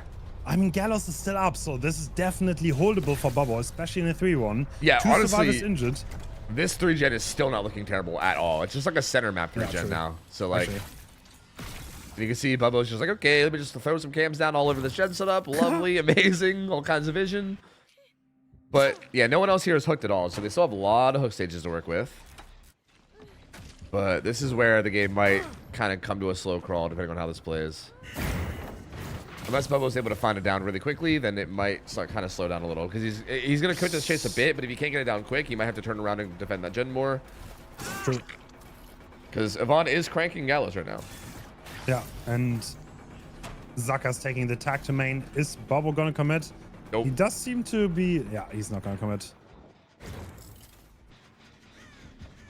He needs to pot. I was gonna say he needs to pot up on the other side so he can watch all angles. He does get that. Again, that's what makes this so hard is that like once you get, especially once you get to this 3-gen scenario where there's only 3 gens to protect, the singularity will just set up like 2 or 3 pods on one generator that all can hit it. So it's like you can't even just like EMP the gen. You got to have like 2, 3 EMPs to actually fully get rid of all the pods around a gen. It's so hard to deal with. It is interesting though that like he's at the pod limit and he's still just sending out more and kind of like deleting old pods, not really like caring that much. I do find that interesting to see how singularities play around that. Like some people will like keep one pod up all the time for chase. And sometimes you see this where they just kind of make it work regardless, right? They just replace their old pods and just kind of deal with it. I feel like that kind of shows how organized they are as a person because I have bad pod management too. Yeah, see, I think maybe I'm just a little OCD because I always keep one up for chase and I like cannot, like I like freak out if I don't have one. I'm like, no, I can't replace my old pods. I need those. I don't know. I'm maybe a hoarder or something. I don't know. Team Spain playing so aggressive on the gens. That gen is 75 if I'm not mistaken. Yeah. Everyone injured, everyone slipstreamed. I think they just want to get that last turn done at any cost. This is getting a little hairy though because there is eruption down, and if a down comes through, it's like I feel like if a down comes through, we're gonna see a big snowball. Like we're probably gonna see some slugging, some snowballing. That doesn't see that. Wow. I can't believe that one pod was not able to teleport to him from that angle. Does re-stick him though. Also, the deep wounds here from Soma is so huge because you stick someone and then they can't even do a gen because of the deep wounds.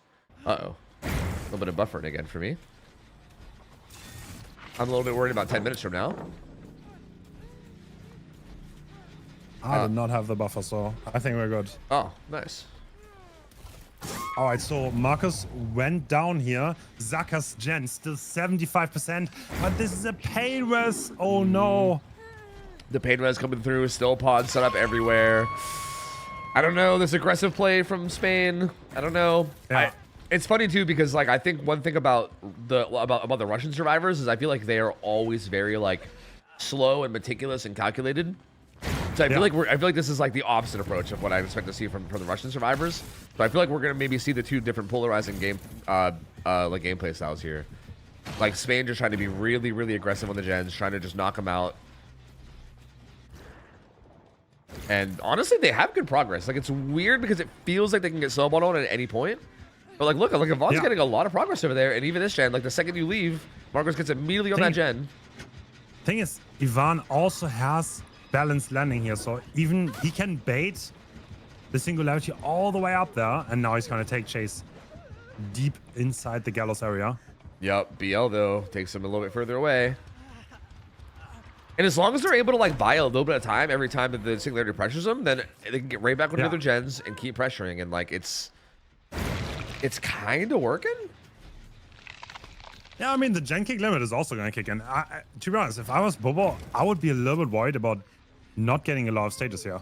Yeah, yeah. Because, like, if you keep just, like pinballing back and forth and you're not able to actually get the downs, and then they pop gen. Like, for instance, if we don't get any more hooks until endgame from here, imagine, right? Like, they pop all the gens with these stages. Suddenly you're like, uh-oh, this could be a 4-stage game. You know what I mean? Like, that's terrifying. Or even like 6 stages. Oh, yeah. Landed on the pallet. Pull the EMP as well. I got rid of. See, this is what I mean. He got rid of the pod that was watching Gallows on the other side of it. For that limit, man. This is what I'm talking about. My OCD, bro. I'm freaking out. Yeah, he had that pod. Like this pod that he just reset was the one that he got rid of when he reset that other one down. Yeah. And that cost him now. That gen is 80%, but the other one is also high. And the Spanish survivors are cranking. Yup. This hyper aggression is working really well for them. Especially when you have survivors like Yvonne here who like just don't lose 50s ever, bro. Like I don't understand. He's so insane. I don't know what the like. It's so dumb because like if he loses his 50, then like this changes so much. Like we get eruption, we get another pain res. I feel like they're able to play this aggressive because of players like Yvonne here who are just absurd. The pal is gone. Oh yeah, big problems. I perhaps spoke too soon. Ooh. All right, that is eruption on 2 gens. This one is still so high though.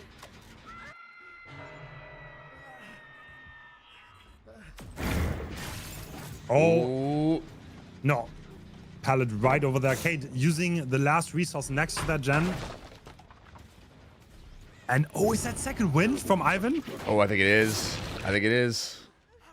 Yep, it is. And he's going to be healing up the other survivor as well.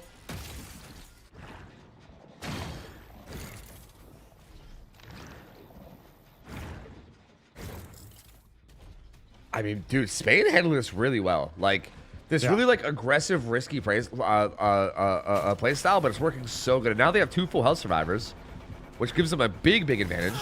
Marcos is getting a lot of free gen progress during this. And Yvonne getting back on Gallows now. The split pressure is just hard to deal with, man. Ooh, wait, no. Doesn't win the 50 even with life, but look at this. Marcus gen is very high. And also the gen kick limit will kick in very shortly, I think, so. It might already be. That gen was looking pretty entity blocked there. I don't know. It's hard to tell with the visuals. Oh, if Marcus, uh-oh. If Marcus dies here, then might get 4K'd. Yes. Yep, this could be problems, team. This could be problems, team. Oh, can Ivan even complete the gen? He's gonna try. No, the kick is coming through. Yup. He's not gonna. What? What is happening?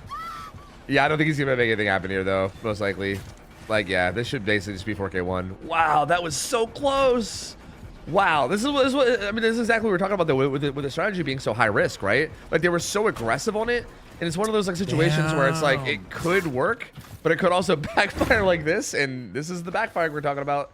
4K1. This was so close to being potentially like 6 stages, though. Like, if they would have popped those gens, and then like if he would have just not found like a good chase on anybody once all the gens were done, this could have been like 6 stages. So very like fast-paced, aggressive gameplay from Spain here, and Bubbo does manage to find a snowball. He won like the important 50-50s when he needed to. Like, I think catching Zaka on that live, for instance, was huge. He just happened to win the 50s when he needed to, and he just barely pulled. But that was so close. Like, if any one of those last chases went a little bit longer, then they popped that gen, and the whole result's different. So that was extremely close. Impressive, though. Very impressive. Yeah, very impressive. 4K1. Dude, honestly, I thought these survivors are gonna do it. I thought they will. Yeah. The gens were so high progress so often. Somehow none of them popped. Yep. It is kind of wild, man. Both Gallows and that other gen were at like 90 or some shit. Like, they were both so high. And like, yeah, just not quite able to get it done. Bubbo just barely clutching up. I mean, extremely well played for Bubbo, to be fair. Like, it was like a very close situation where he had to just buy like he had to pick like the perfect moment to like commit to the right person and then win the right 50s, and he did. Like, he just pulled it off exactly at the last moment when he could. And 4K1 here feels very, very solid, I feel like. I think if you're Team Russia, you probably feel pretty good about this. You just need to pop all 5 gens, which I say, like, just pop all 5 gens. But what's up? Do you actually see the legs in that skin? The legs? Oh, I guess you kind of do. Yeah. Oh, yeah. You guys see him like kicking his little feet up, huh? That's kind of goofy. Yeah, it's kind of massive, honestly. He got big thighs, bro. He got big robotic thighs. Is that what that is, right? I think it's his thigh. Yeah, look, it's that big frosty thigh.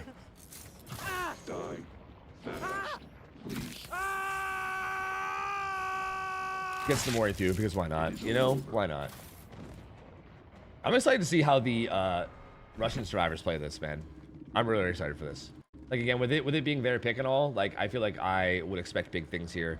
And again, they're always such like a very like meticulous, like macro heavy team. Like, I feel like, I don't know, seeing like the Russia team play in any kind of a macro set to me is always like so fun. I know that like True.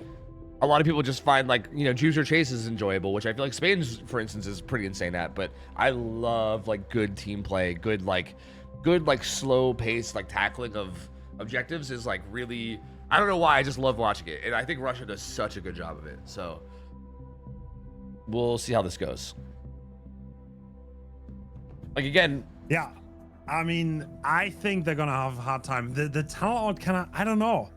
Dude, if they got the body block off and they didn't forfeit that mind game, we might have had a completely different game on our hands. But yeah, as that worked out, I think this is gonna be hard. But I mean, Zaka is a really, really strong killer. I would expect him to play this killer too, and yeah, maybe he can make it happen. Even though the Russian survivors definitely, like, I would say, like, the coordination sets are what they absolutely excel at. Yep. Yeah. 100%. They seem to gravitate towards, gravitate towards them as much as possible. And I mean, again, we've seen so much good macro play from them. Like, I still think maybe one of my favorite sets of this whole tournament was like way back in groups when it was like France versus Russia and or was it UK versus or no? Yeah, I think it was France. Yeah. Because it was that like insane 5-gen setup on Dracula on a Wretched Shop. It was like probably the worst gen setup I've ever seen on Wretched Shop. And Yeah. the Russian survivors just did such a good job of like meticulously attacking the 5-gen and like doing everything they needed to do perfectly to like get rid of it. And it was just so like, I don't know, I just love seeing that like really, really good coordinated team play around like hard objectives like that. And I feel like they just do so good at it. And I mean, that's like exactly what a single set is. So that being said, I honest to God, I genuinely feel like, especially if you can get like a fast tunnel out, single sets I feel like can be like a 4K2. Like I don't think it's that insane to say a 4K2 could happen here, right? Like I feel like Zaka, especially being such a good like M1 killer, right? Like he does so well like an M1 chase. In theory, if he just like wins a couple 50s hard early on and gets like a tunnel out super early, not out of the realm of possibility for Spain to like not even just tie this, even win this still. Like I think that unironically could be a thing. True. I mean, tie is definitely possible. Singularity is a strong killer, especially if Zaka pops off again. I mean, we've seen it. He did harder things already in this tournament. Yep. Yeah, Zaka's been playing so well this tournament, man. Like, I feel like almost every tournament that we end up casting together, it's like there's always like this one team where they're just like, yeah, this is our fucking tournament, and they just like pop off, or like one player who just does like amazingly. I feel like Zaka is like he's that guy this tournament, bro. He's that guy. Like he has done so much insane plays, like just popped off so hard on killer in the right moments, clutched up insane results. Like he's scary, bro. He's scary this tourney. I'd be very concerned if I was Team Russia. Yeah. Zaka is gonna be the player to watch out for. I mean, to be honest, Ivan also popped off hard in that game. True. Ivan is always on those 50s in those situations. That's where his 1v1 brilliance really does shine through, and it does oftentimes make a difference. Yep. It's like the same thing we saw with Pedro. Yeah. Yeah, true. There were like a few moments in this tournament already where Ivan absolutely carried just by winning like 250s in the perfect situation, and that made the difference. In this game, it sadly did not, but it was so close. Yep. Like it's still impressive to see anyway. Like for instance, he played that like really dog shit pallet behind Gallows that just has like two little like big rocks. Like he just can, like who can play that pallet against a killer like Bubbo? You know what I mean? Like Bubbo is a good killer. And like who the hell can stay alive in that pallet? I guess Yvonne is like the I don't know. Like the only person. It's crazy. All right, so batteries. Actually, rapid. these are okay. So we have one add-on difference and batteries and rapid. So that is a nasty chase build. Yeah, plant fibers too. Wow, yeah, this is full chase Singu. Interesting. Zaka does not have eruption here, so he's not going to be able to hold a 3-gen as well as Bobo did. And I don't think that's what he's planning to. He's going full aggression. He has 2 haste perks, and I think he's just looking to 2-tap people, honestly. Yeah, because also Silver Family Photo is a really good add-on for holding gens too, right? Like putting people into deep wounds. Like in the end of that game with Bubbo, like it did so much for stalling. So yeah, there's like nothing here stalling wise. It's like pain res just to keep just to help with regression during the actual chases. But like, yeah, Zaka definitely wants to chase here, which is interesting because I don't know if Russia will expect this, right? Like Russia might expect like a very slow paced game, and they might get a little bit caught off by the random ass haste he gets from like batteries included. You know, this actually could work out really, really well for him. This is actually Team Russia playing way more aggressively out of spawn if you compare the strategies. Yeah. Is that gonna? Yeah, he's gonna get out of this situation with balanced landing. Good TP though. Ooh. There's the EMP mid chase. Hardwell. So we saw the survivors instantly got EMPs out of spawn, and Swatter played aggressive on Gallows. I think that was the plan all along, that he's gonna take first chase and they're gonna support with EMPs after the balanced landing gets some distance, and that kind of worked out. Yeah, well, the other two good doubled. Start into the game. Yeah, actually, it's like perfect because the other two are doubling a different gen. It's kind of perfect. Like you have 2 doing a gen and getting it done, and then 2 people playing aggressively with the EMP. Again, immediately EMP there again. Oh, that was just an accidental click, I think.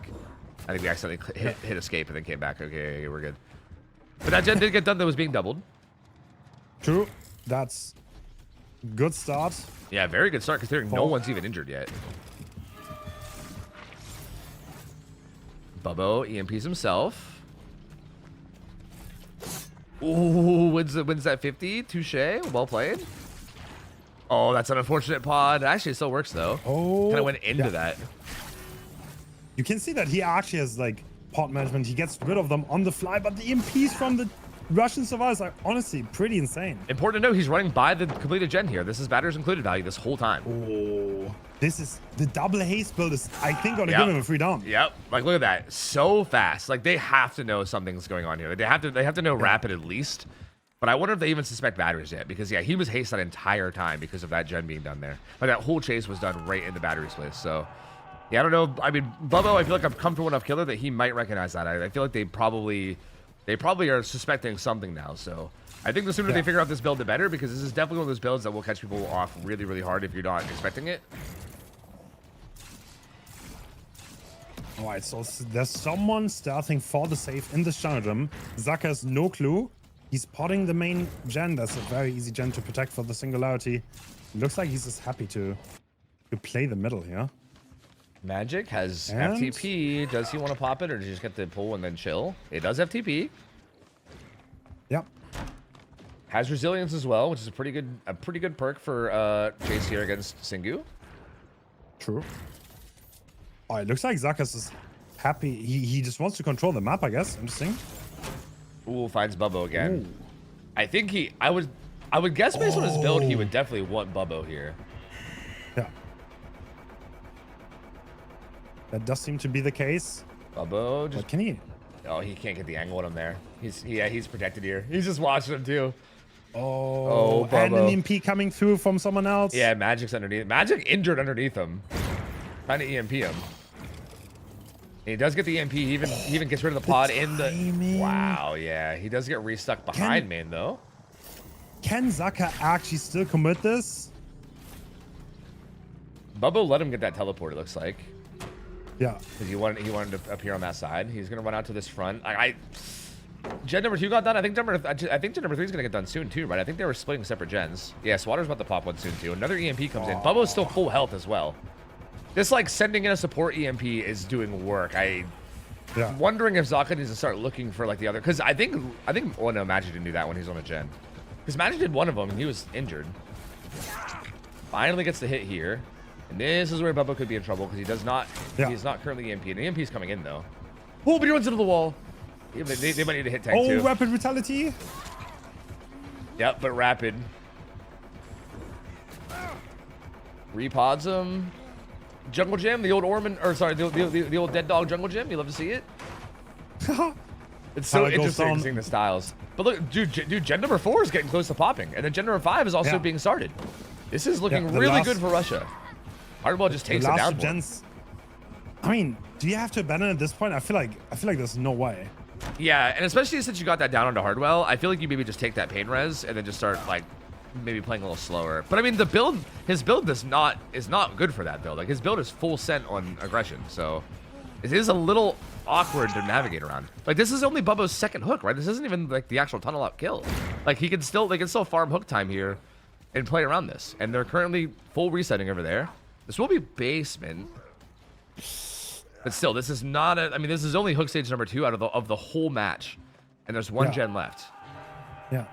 So where are these gens? So there's one on water tower, there's one on main building. I don't know where the third one is.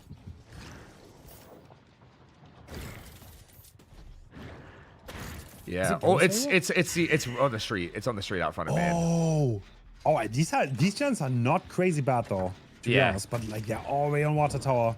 Yeah, they're definitely very open and easy to like watch with the MPs, but they are still kind of far away from each other, so.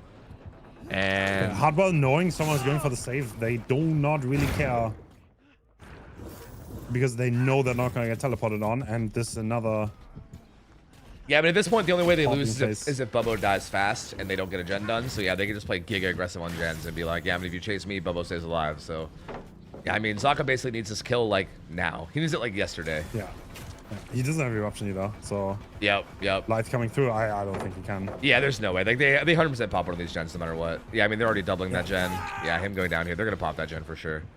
Yeah, and this is kind of what I meant. I think this is really good for Russia. Definitely what they need, because like they win this set, and they win this set, I would argue, massively. Like this was a massive win for them. Like this wasn't even like a close set. Like it's looking like it might end up being 3 stages to 4K1. And I think this is kind of what they need in terms of like momentum and kind of getting like a good start to this. Ooh, True. They barely got that save off.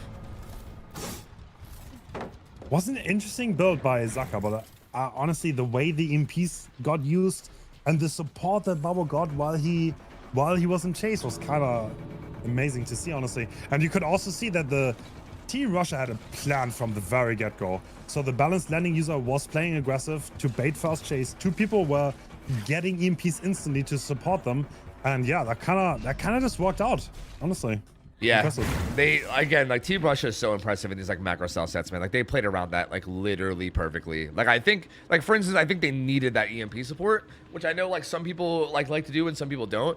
And I feel like that did so well, because I think if you just let the chase happen, then like that whole chase build I think just pops off, and then it just ends up being like, I think that would have been a fast tunnel out. So I think they handled that essentially perfectly based on the build without even really knowing what the build was. So yeah, I mean Team Russia just so clean, man, so clean. Yeah, agreed.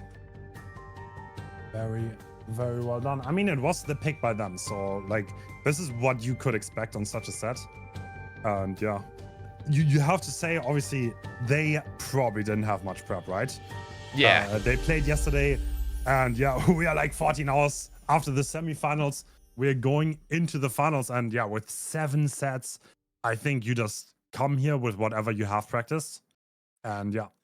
Yep. Yeah, exactly. Like that's definitely very hard to like on the fly like prepare a killer, especially like Singularity, right? So yeah, I mean, I think you just kind of make something work, and I think Zaka, I'm sure Zaka probably felt better about the idea of just playing like hyper aggressive, you know, because it's like I said, like going into that set, I think the thing about Zaka is he's really good at like M1 chase. So I feel like he's just like, hey, if I can just get kills fast, you know, then who cares? We don't even need to play this like long strategic game. We can just like get a kill and move on. I think especially if you wanted the win con. So I don't blame him at all for going for it. I think it was a pretty good like idea strategy wise. Just obviously high risk, high reward, and Russia just kind of got the win.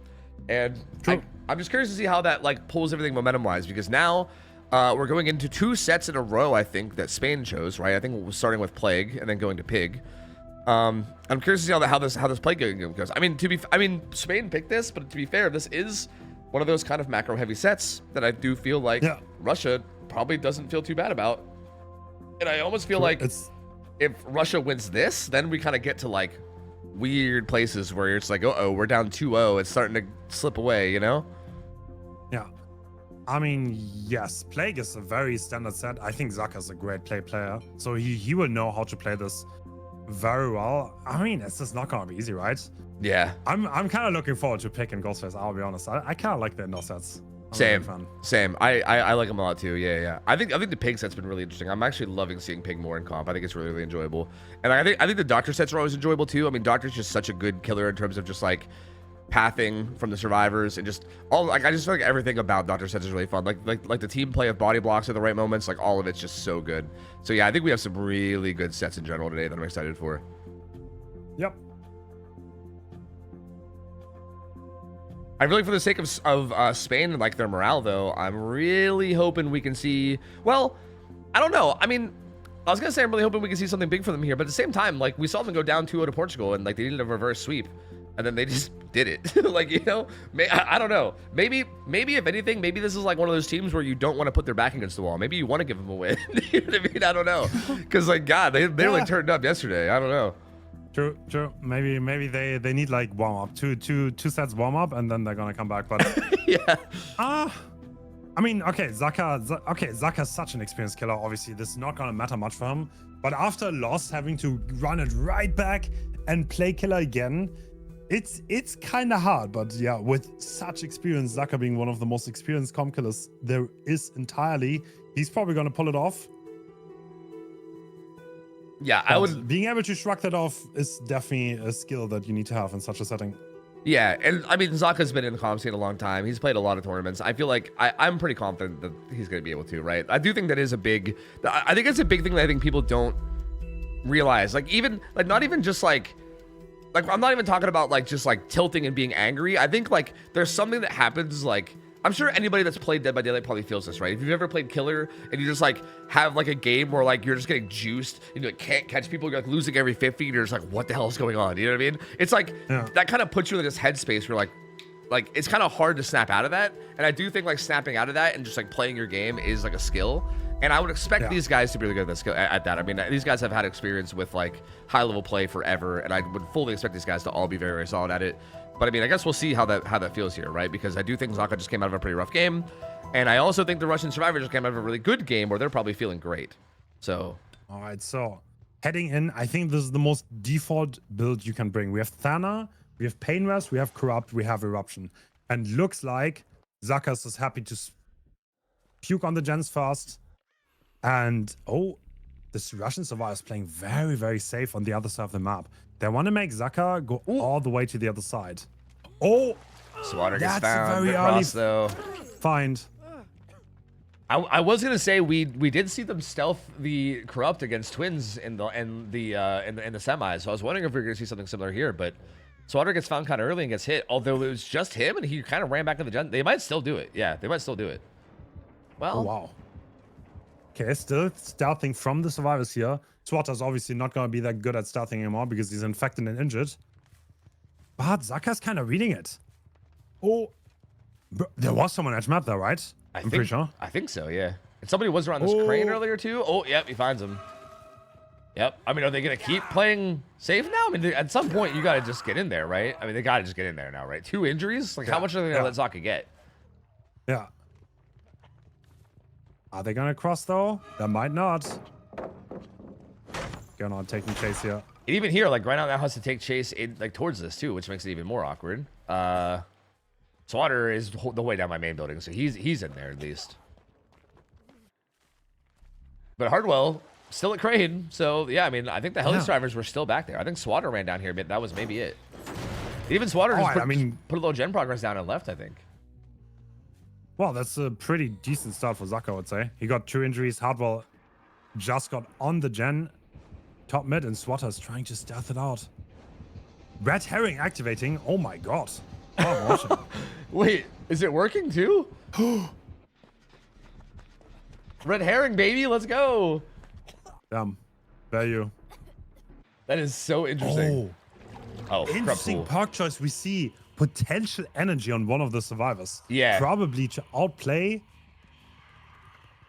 a 3-gen. Very, very interesting. We haven't seen that a lot more lately, especially because of the buff now, right? Like I think it's 1-for-1 in terms of the value, which makes it a lot more reasonable to run. And we have been seeing it in some builds here and there. I don't think we've seen a ton of value out of it yet, but we have been seeing it in builds. And I think this definitely is the type of match where it could get a lot of value.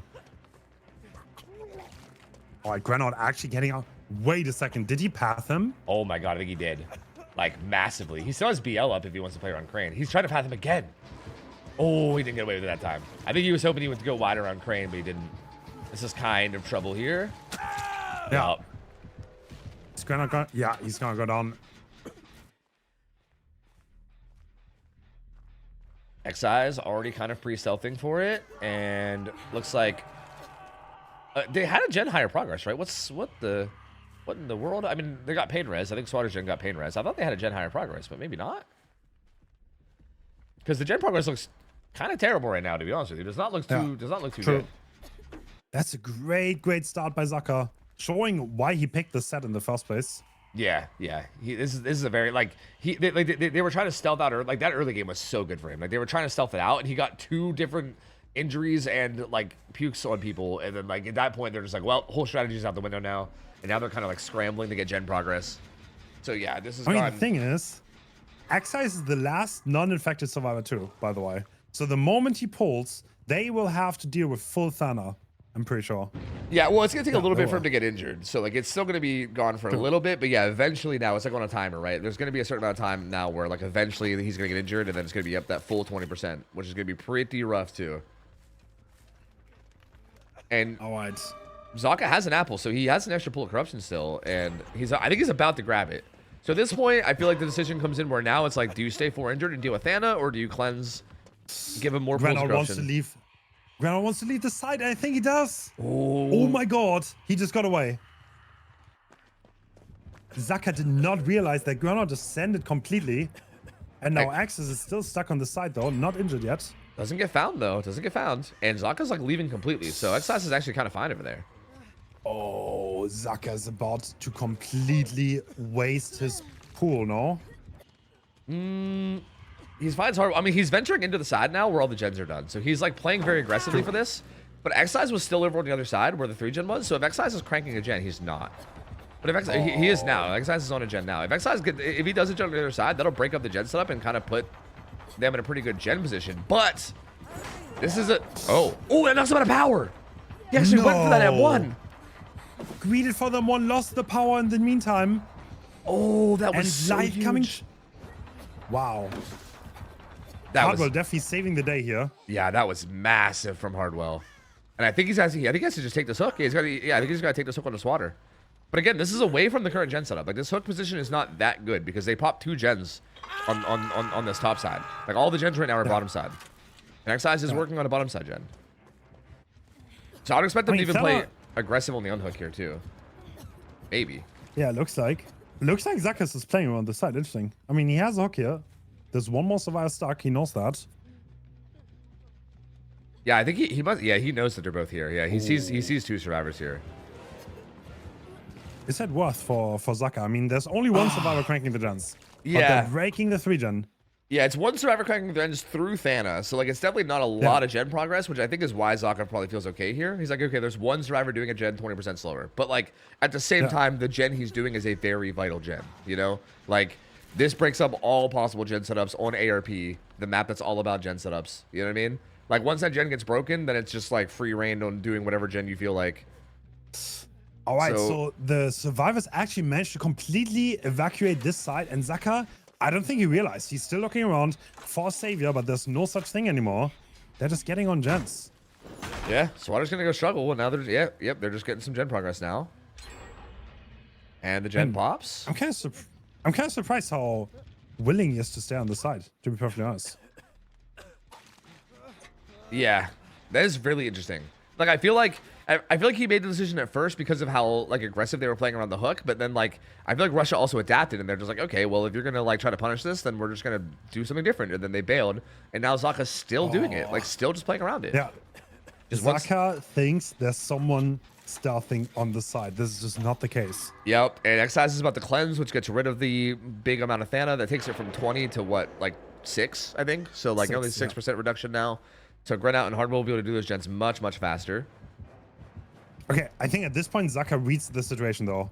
Yeah. I think he understands that the survivors are all on the other side. Wait, Access, no way you make that, no? Yeah, I don't think he can get that save now. There's no way. He wants to try. This is interesting. He really wants to try. He has no exhaustion perk though either.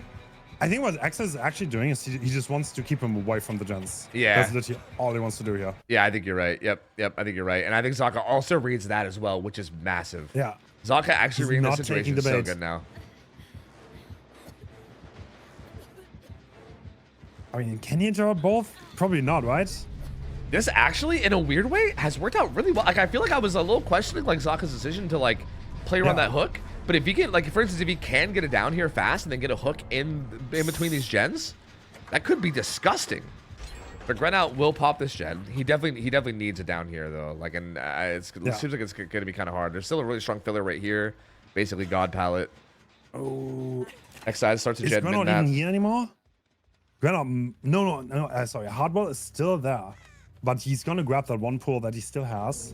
Yeah. With the amulet, there's going to be 80 seconds of time for Zaka. Oh, they're still working different gens. Ran out at Shaq, Xeyes on that mid gen. Yeah, and Hardwell now doubling with them. So they're kind of just hoping Grenout can survive long enough for them to double that. He has BL, but I don't think there's really any BL spots here. This is going to be problematic here. He's going to go force locker basement. Yep, I think. Can he even get to the locker? He might get puked on. Ooh, he good wants swerve. to deny the pain res. Good swerve. Oh, this is so good. And Grenout's he's already down a hook stage, so he's not even worth that much. If there is gates on their side. They have gates on their side. Oh, this is 6th stage. This looks like 6 stages. I don't think Zaka's able to make it down there before they open that. Actually, it'll be close. It'll be close. But he's not trying. But there's also 2 gates, so you have to kind of like 50-50 it. Yeah, the thing, what Zaka doesn't know if someone is like pre-rotating to get to a gate or not. Yeah, he is venturing down though. Ooh, he sees. I think that's Hardwell. He's really careful here. Someone's been spotted. The power's getting close to running out, so if he can just survive a little bit. He has live. He also has his pallet here. Is power gone? No, not yet. Oh, God. Oh, the rapid response value. Power's gone. Power's gone. No, It's the power's just out. M1. Yep. But still, you still have to try to make it to the gate, which is kind of hard. It's kind of over there across, like, by main. You're a little bit zoned to this corner. I mean, he's check spotting this really well, but how do you manage to get distance here? This makes a massive distance, by the way. But Excise is cleansing as we speak, and then he's probably ready to take hits. Is he going to get hard one in time? He has his pallet here. He opens the gate. He's got to be careful because if he commits too hard to Excise, then Hardwell can maybe try to make his way down the map, too, towards Shaq. This is a very awkward situation.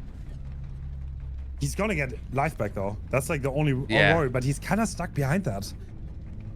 Yeah, I think what'll probably happen is like I think once he gets live back, Excise is just gonna come in and try to like, yeah, but how do you live in a way that makes sense there? Like you live into I don't think you can. Yeah, you can't live into the plague. Like there's no way. Maybe he's gonna rotate around and try to work on the other gate. Oh, he gets main. Oh.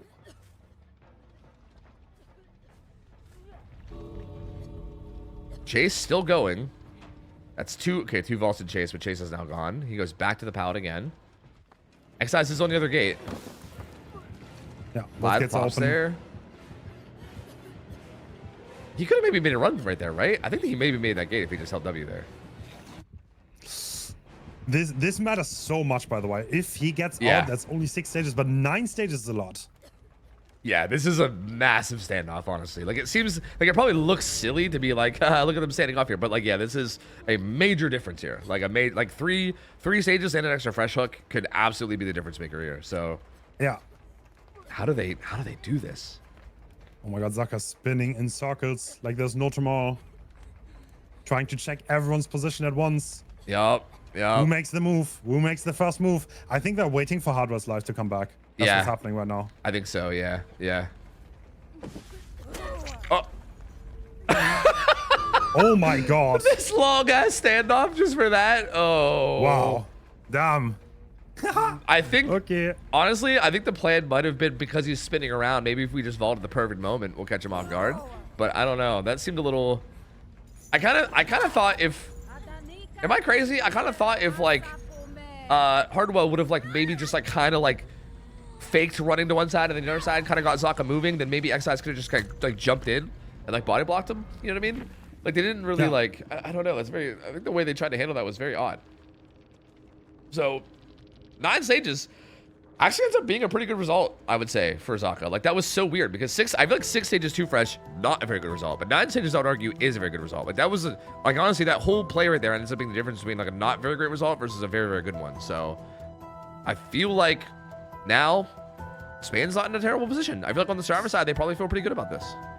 True. I mean, yeah, that's a result I think that Zaka can definitely be happy with, right? 9 stages is actually really hard to repeat. Like you're almost looking at 4K territory at that point. Yeah. Like that's it's not, I don't think it's super common to get like 10 or 11 stages. Usually at that point it's like a 4K. So yeah. This is basically like don't get 4K'd essentially.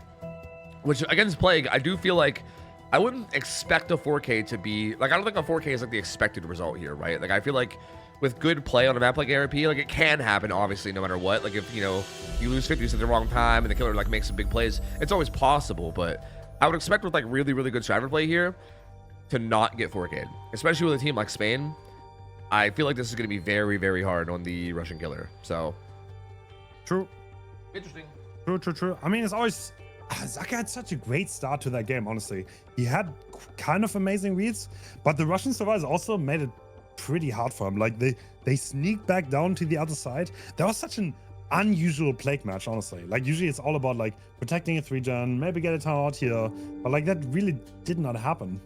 Yeah, that was super odd. And then also Zaka protecting that that like hook on the side of the map that didn't have a gen setup was like so strange. Like it was like kind of good, and it almost paid off. For the record, I do think if you would have got back down to bottom side and got it down, like I think the gens that were working were Shack and then the one like right beside Shack at like 4. So if you would have got it down near that and got a hook there, that actually could have ended up snowballing in like a massive way. But I mean, the Russian survivors just, they had so many resources there still, and they just were able to buy enough time. But I did kind of see the vision of it, I guess, but it was still a bit of an odd decision, I think. Yeah. Damn, dude. That was like the standoff at the end. Like the thing is, if it's not Plague, the killer loses by default because the survivors can start healing. But because this is Plague and the survivors are broken, that's like the one way where you can actually win such a standoff. Yep. It's very, very rough, yeah. Like it's, I don't even Plague, like I think body blocking against Plague is also really rough too, because if she just like full pukes on you on your way to the gate, then you die, right? Like even if Exiles was able to get in the way of that final standoff, like there's no guarantee he gets out, right? Because like Plague could just puke on you the whole way to the gate, and like the gates were pretty far, so like there's an okay chance that he just dies anyway. Because I think was he the BL player? He was either BL or he didn't have exhaustion at all. I can't remember. I think he had no exhaustion actually. So yeah, I mean that makes it even more sketch where it's like not even a guarantee he gets out either. So yeah, I mean, like interesting game. I think Zaka did, especially towards like the end, towards like the end part of that game. Zaka made a lot of really good reads, man. Like completely leaving basement and going down to the gates ended up paying off in a huge way. I think there was like a lot of things he did towards the end of the game that paid off huge. So I don't know, man. Spain's in a good position now, I think, where they definitely could get back in this and make this 1-1. Yeah, I think that's an above average result for sure. Yeah. I feel like if I was I guess my go-to here is if I was to ask Laser. I don't know why. That's my go-to for everything, because I guess Laser was like my analytical comp guy. Laser would probably tell me this would probably be like a 7-stage expected, you know, because I feel like that's probably what I expect in terms of like good survivor play, you know. It's like for the Plague to pop off a bit but not really get like a ton going, you know. Like getting an actual 4K here should be hard if the survivors play it really correctly. Yeah, the thing is, there are a lot of pallets on the map. If you don't have your power, then you just do not have a lot of pressure. And more often than not, you just don't have the time for the M1 chase. And that's what we also saw in the last game. We didn't have much M1 chase really, or like, did we even get a... Actually, we found some people early and hit them, I guess, but not really impactful. And on the tunnel out, yeah, even then, even with the power, getting it kind of meant that Granite just got to the other side of the map. Yeah, it gave so much distance. Yeah, it's so tough. And like, it's so hard to play M1 chase against like any of these survivor players on this map, right? Like a lot of the pallets are so strong. Like there's like big weird circular rocks too are so good against like even against Plague power. So like yeah, it is very like a lot of the chases end up being very, very difficult. Yeah, so I don't know. It's definitely not, and especially with this, like these survivors from Spain are just disgusting. Like again, some of like the best M1 survivors in the game. So like that's gonna make this even harder. Like if you don't have your Plague power, it's just gonna be a nightmare trying to get anything going.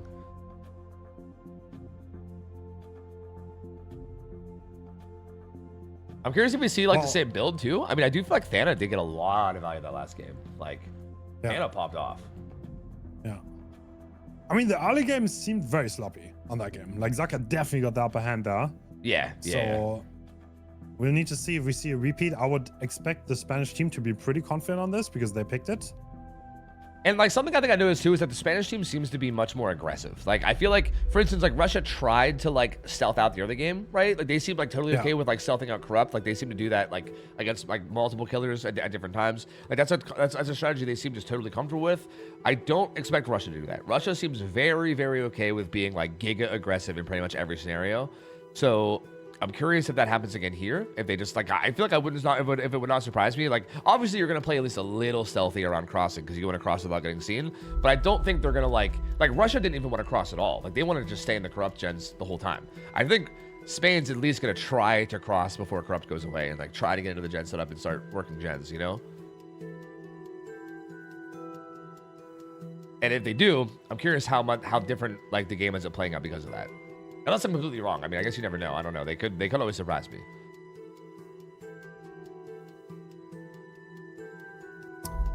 We'll need to see. But yeah, getting M1 hits on survivors like Ivan or Zaka is gonna be really, really hard. Yep. They're just so good in the chase, man. Like, it's so hard to get anything going ever, dude. Like, they're just so good.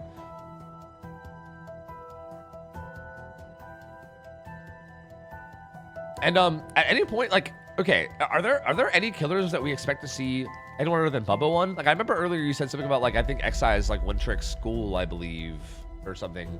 Or no, was it Xeyes or no Hardwell? And I think like doesn't Xeyes play like Billy or something? Like, and any of these killer sets, do you think we're gonna see someone other than Bubbo? I know we saw Bubbo's Spirit way back in the group stages, and he was pretty insane. I feel like these all seem like Bubbo sets, right? I think it's just gonna be Bubbo and Zaka, I think, for every killer here, I believe.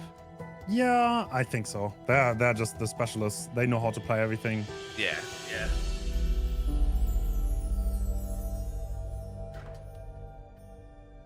I kind of hope we get to that Spirit set, man. Bubbo's Spirit was really good, dude. I mean, it's funny because the last time we saw it was like I think it was like the very first match of the whole tournament, right? Like the first group stage match was, I think, Russia versus Thailand. It was so long ago. True. The Thailand. Oh my God, Thailand played so well though. I know. I keep thinking about that. I still want to see Thailand again, dude. I want to see like the Thailand killer again and like their survivors. Same thing with Japan, bro. Like both those teams were so cool to see. Like I'm so I really want to get them to like more things in the future. Like it's so cool to see, man. Same.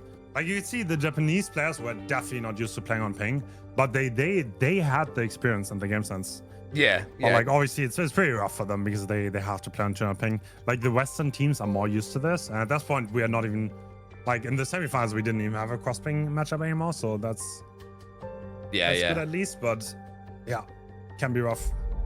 It is kind of interesting how dominant Europe is in this tournament.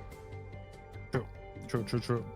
Like the whole semifinals is just Europe, right? I mean, I guess Russia's kind of like Eurasia, but like still, like pretty much just Europe in the whole semifinals with like Russia, Spain, Portugal, Italy, like so dominant. I mean, USA obviously, like okay, like to be fair, I guess North America is like 3 countries, so like I mean they had 2 different country like representation of the tournament, but so like I guess just sheer number of representation. I guess same thing with like Asia, they had like 2 countries like representing. So I guess like there is like a representation difference here too, but I also just feels like that goes to show how like many good players are in Europe in general. I mean, Europe is just so strong in the comp scene.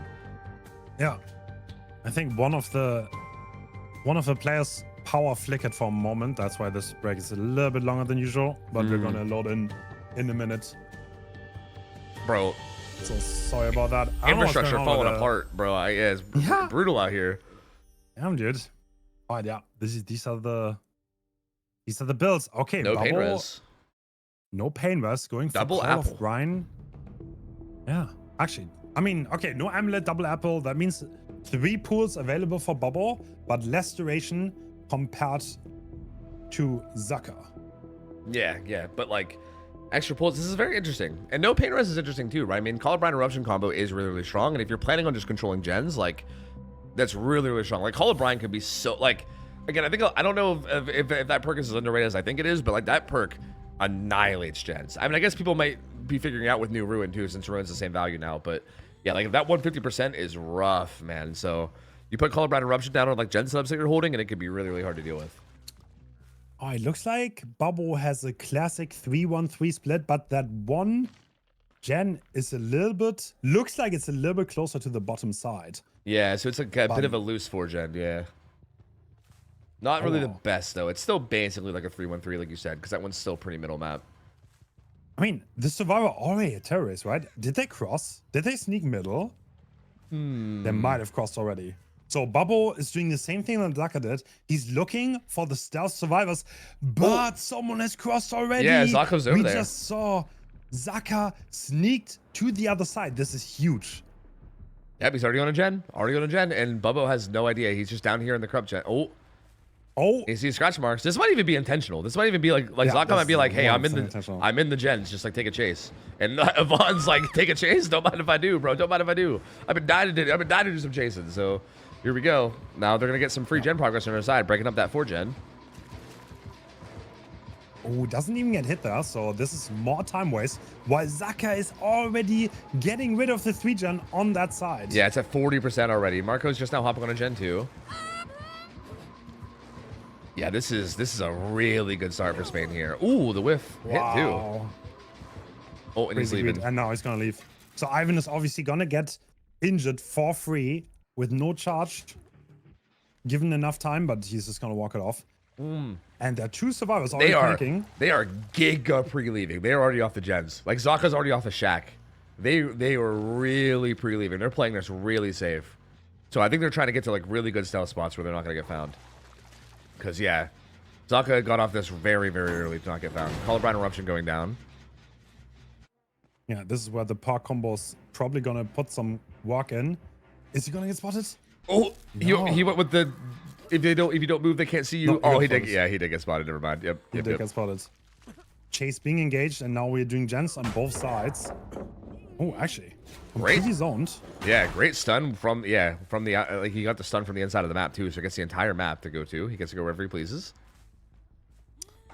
So Corrupt Intervention is over. 2 minutes into the game already. That means Adri is probably already on the other side, and Bubbles nodding at the other gens. He probably knows. Yep. I think he has a pretty good idea of what's going on, but even if you have a good idea of what's going on, I still don't think that matters because this is a pretty strong spot for Spain. They're getting a lot of split pressure. Only 2 injuries right now, and there is an okay amount of gen progress, especially if you compare it to like the early game last game, right? Like I think last game the first down came in without a whole lot of gen progress at all. Yeah. So already off to a much better start. All right, Adri stealthing right by the pallet that Bob was looking at. Is he gonna check there? Wow, he just takes the pool. No way. Yep. Well, he has to find someone now. The timer's on. Oh, Adri is here. Oh, Survivor being spotted. That does not connect though. that's And massive. Adri, obviously with balanced landing, wants to make the hill, but gets injured before that. Does make BL though, but how far do you get? Should we get pretty far? This should be pretty difficult for Zaka. I mean, I do think Bubba will eventually catch up, but it's gonna take a little bit. Yeah. Oh, pathing to the corner. There's nothing really here to work with. Maybe this rock filler? No, I don't think he can make it. Nope. Zaka did do a gen though. I think he did shack. So that 3 gen down on the shack side's gone. There is still a 3 gen on this top side though, where the hook is. So Bubba will get a hook. There is still 3 gens up there. And the other pool's there, and he grabs it immediately. Ooh. That's actually really that's interesting. Like that was Ballsy move. 2 out of his 3 pools that he has right off the bat.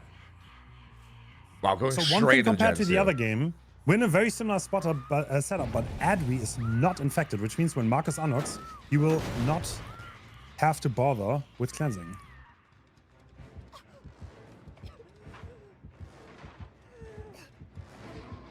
All right, Ivan on Shaq, holding the distance. Ooh, good pathing from Bubbo there, though. Did not give him much distance. And this pallet could definitely be a bit sketch, but Yvonne doing great, actually, so far. Oh. He has Shack window, too, if he can ever break away distance. Oh, but does not. Eventually does go down.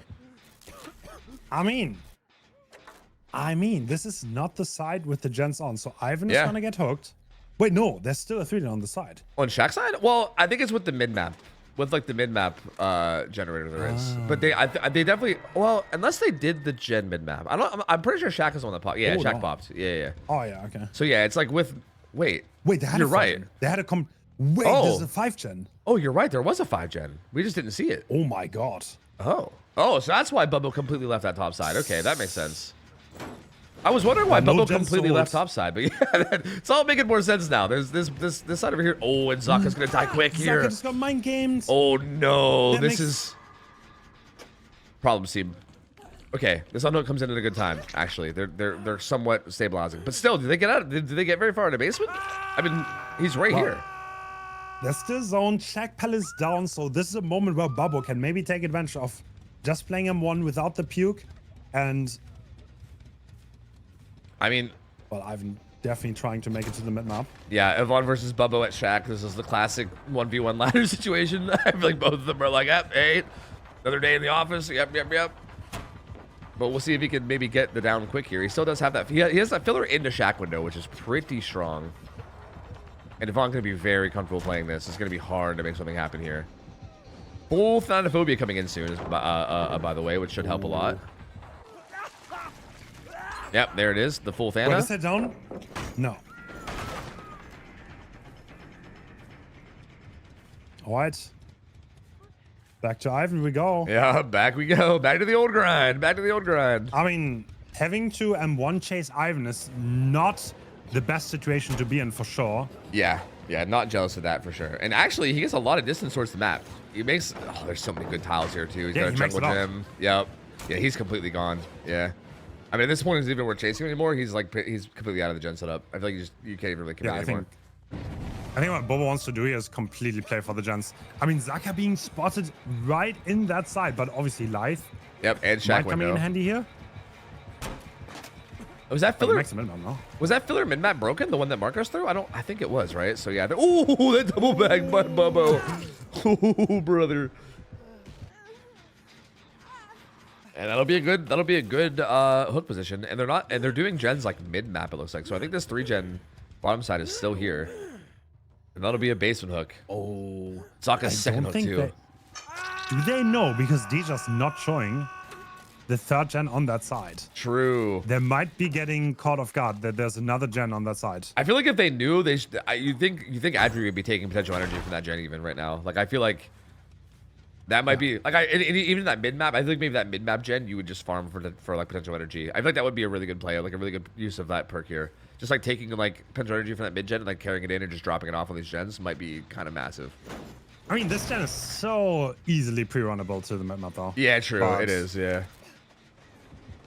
Yeah, we need to see. This is definitely gonna be a longer game. Zaka, is he just gonna? No, he's not gonna die. Them getting that Shack gen done early was huge for them, because if that Shack gen was still up, this would be insanely devastating. This would be so hard to deal with. Bubbo really wants to skill into Zaka. Zaka is death hook. Again, these rock fillers are just so strong. They're so strong. He's got this rock filler into the window of the maze tile. Live gets him away.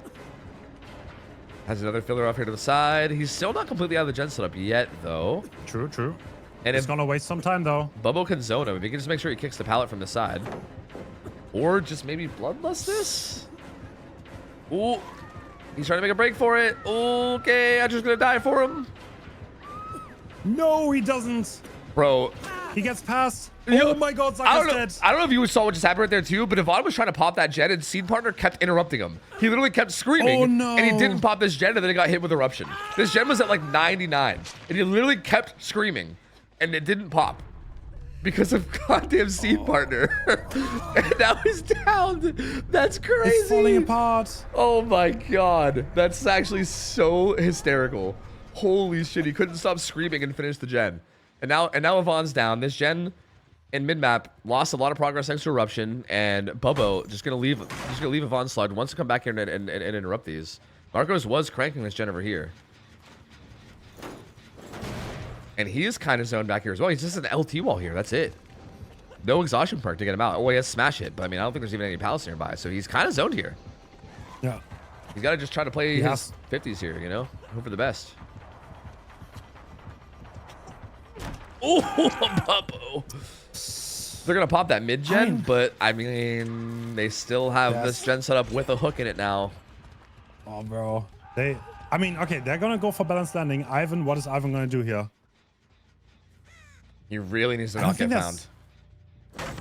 I don't think there's that much progress on the hill gen even. And I don't think so either. The hill is in a bad position, so you can't really take the balance to the mid-map. Yeah, you kind of have to run into mid-map a little bit too to get like pre-run towards middle. Like it's kind of an awkward pre-run because you gotta run like into the killer a little to get to the mid-map. So it's a little awkward there. Wait, what's Bubbo's path?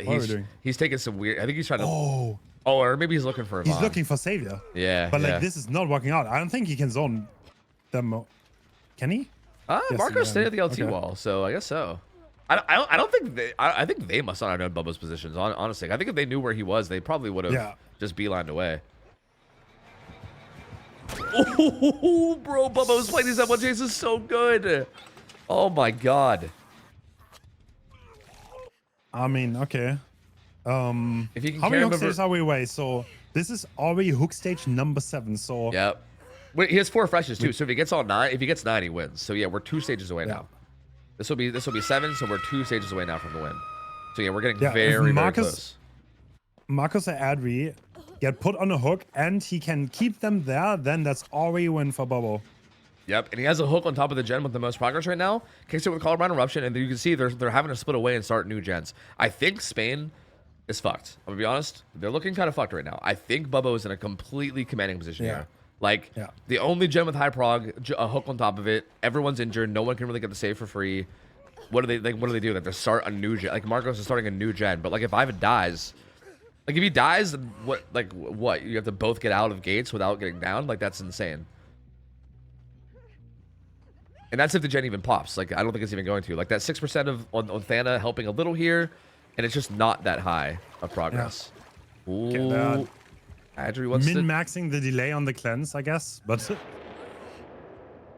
Yeah, they both cleanse. Okay, we're coming in for a double save, I guess. Yeah, I guess to be have to. Yeah, There's no other way. Yeah, you gotta try something here. Yeah, yeah. There you go. Take both injuries, and now Ivan being death hook. Who are we gonna chase? I mean, there's so many power pools here, and one is even deep on the other side. So you can take this pool, use his perks to kind of control the gens. Ooh, and Yvonne is still here. Oh, he's trying to path them, but it doesn't work. It doesn't work. Uh-oh, this should be death. That's, yeah, it's basically GG. It's going to be, like, this isn't going to be officially GG. This is going to be hook stage number 8, but at this point, you're 1 hook stage away, and there's only 2 survivors up, and the gens are not that progressed. So, yep, this is basically done. So, wow.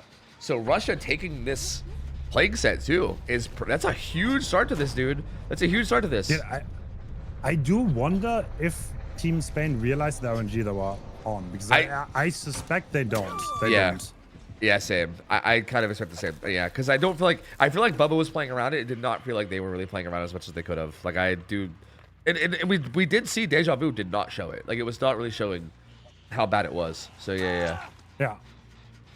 Yep, and there they go. 4K1 ends up being the result here for Bubbo. So, extremely strong result. I mean, that 5-gen bottom definitely did them some favors there. But, yeah. I mean, I would expect that to be... Like, you know, if they did notice it, I still do think you can kind of chalk that up to, like... you know, like, I don't want to say a skill issue, but kind of skill issue, right? Like, if you're loading into a map like this, you kind of have to, like, immediately identify that. Like even on the side that they had corrupt gens, you're like, okay, how many gens are on this top side? Like, can we see all 3 corrupt gens? No. Like, because, for instance, there must have been only 2 gens up there corrupted, right? Like, there must have been 2 corrupted up there, and then everything else was on bottom side. So, if they could have spotted that early, then they could have maybe been like, oh, wait a minute, there's only 2 gens here. We got to be really careful, you know? I mean, the only thing they have is No, they have Visionary, open-handed. Oh. They should have known. Oh, they yeah, should have what? known. Yeah, they definitely should have known. Yeah, that's exactly why they have those 2 parks. So they can understand the gen RNG as early as possible and play into it. But like that basement hook, that was kind of like derailed it a lot.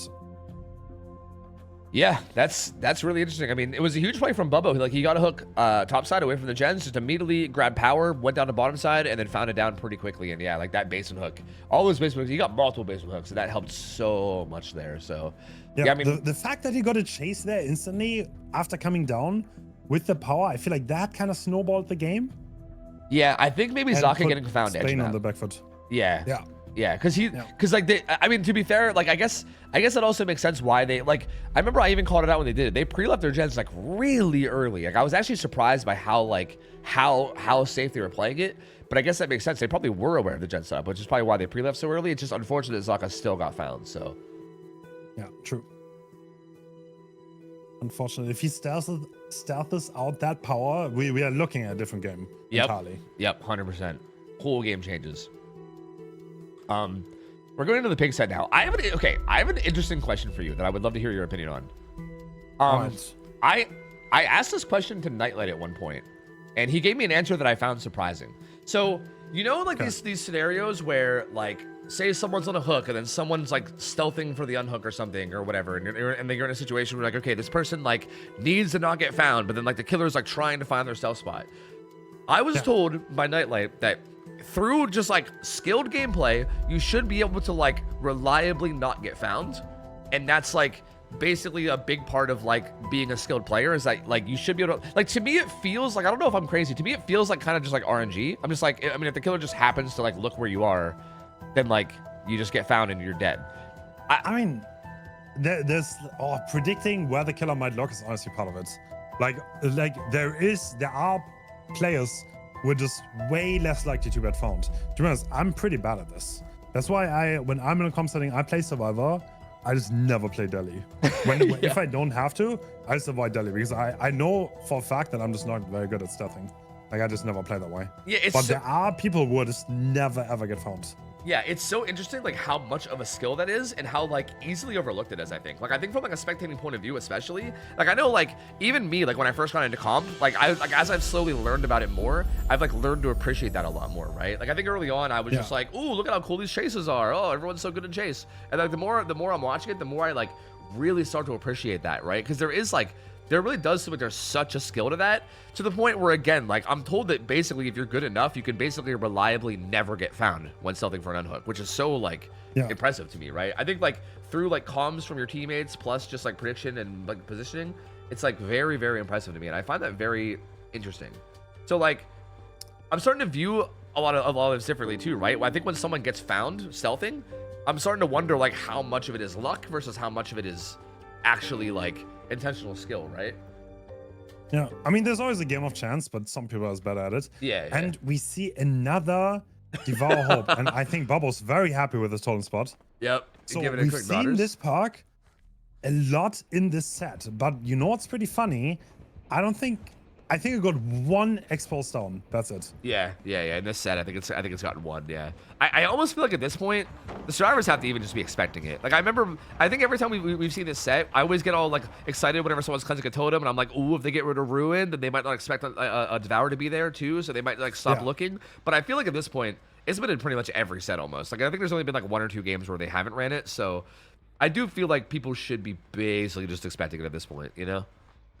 True. And Bubbo taking chase on Zaka first. And I don't think he's going to make the God Pallet. So he's going to revert to the room. That's aggressive power use. Yep. Zaka does make that. He's, ooh, takes his distance too. Did he stop to kick that? He did. Interesting. Oh, it looks like he is not really ready to commit those chases. Yep. And he would rather... Oh, he's definitely been spotted there. Oh. Ooh, finds 2 people here. Okay. Wait, there are 2 gens in Courtyard? I don't think I've ever seen that. Yeah, that's interesting, huh? That's very bizarre. Another God Pallet being used. I don't even know. Would this be a God Pallet gets picked? I feel like that's maybe a God Pallet being used up there. Like every corner has one of those really, really strong pallets, and like 2 out of the 3 are gone already. Oh, the pre-run though, obviously calling out where the killer's going from the teammates. And Marcos running away early, not giving a free tag. Very good play. Ooh, classroom. But though. he gets into classroom. This is the one long room you don't want to see. Yep. I wish they would just get rid of that, man. Like, I don't think there should be a dead room fucking spawn. That's so depressing on this map. Ooh, does make it that pallet, that main pallet's gone though. Yeah, all you have is this death. This is a death pallet. Yeah, like there's nothing you do here. Yeah, that is definitely a death, and value for kicking that pallet early on. Ruin's still up, so not that much gen pros to speak of. Yep. I mean, they have 1 gen at about half, and then another gen very low, and that's about it. So we will get a hook, and somebody was already pre-stealthing for the bull here. Do you think there's a world where they just fast pull so quick that they can't even get a Devour stack? Like, I feel like I've seen these Spanish players like pull each other really quickly a lot, just because of, I think especially because they feel so good about their chase, right? They're just like, yeah, I mean, I have faith that you're not gonna like get tunneled out quick, you know? And even I think even Bubbo's expecting it. He instant uncrouched and turned around. This is the first pick set I've seen where the survivors are not totem hunting early on, I think. Yeah. So this might come back to bite them if Devour kicks, but the way Bubbo's holding this, I don't think Devour is actually going to kick. But even just Ruin staying up this long is still kind of a big deal, right? Especially like as they get active bear traps put on them and stuff. Like it's gonna, like Ruin's gonna get more and more valuable. And again, even Undying is still up, so like they're still they're 2 totem breaks away from either perk going away. So yeah, it is kind of a big deal. Ooh, and here's the find here. Found. I mean, is he going to trade this? What is he going to do? He's just going to take the tag and run. That's free value for Bubbo here. Yvonne got pulled though. Did not go second even. Yep. Active bear trap now. Wait, does it even hit? Yes, I guess. Yeah, Yvonne made sure it went somewhere else with it. So seems like he wants to keep him off Marcos, and he seems pretty happy to take that. Bubbo seems to be totally fine with that. 1 totem gone, so there goes Undying. So now we're down to just Ruin Devour. God Pallet still here, right? This is the last God Pallet, I think. True.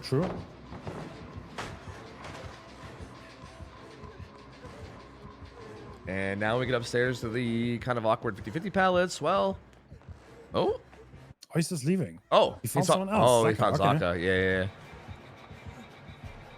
This is like probably the last strong pallet. Like, I don't even know if I call this a god pallet, but maybe close. This is probably the last strong pallet. Yeah, nope, that doesn't look very god pallet to me. Dude, Nope. that hits. That's crazy. Wow.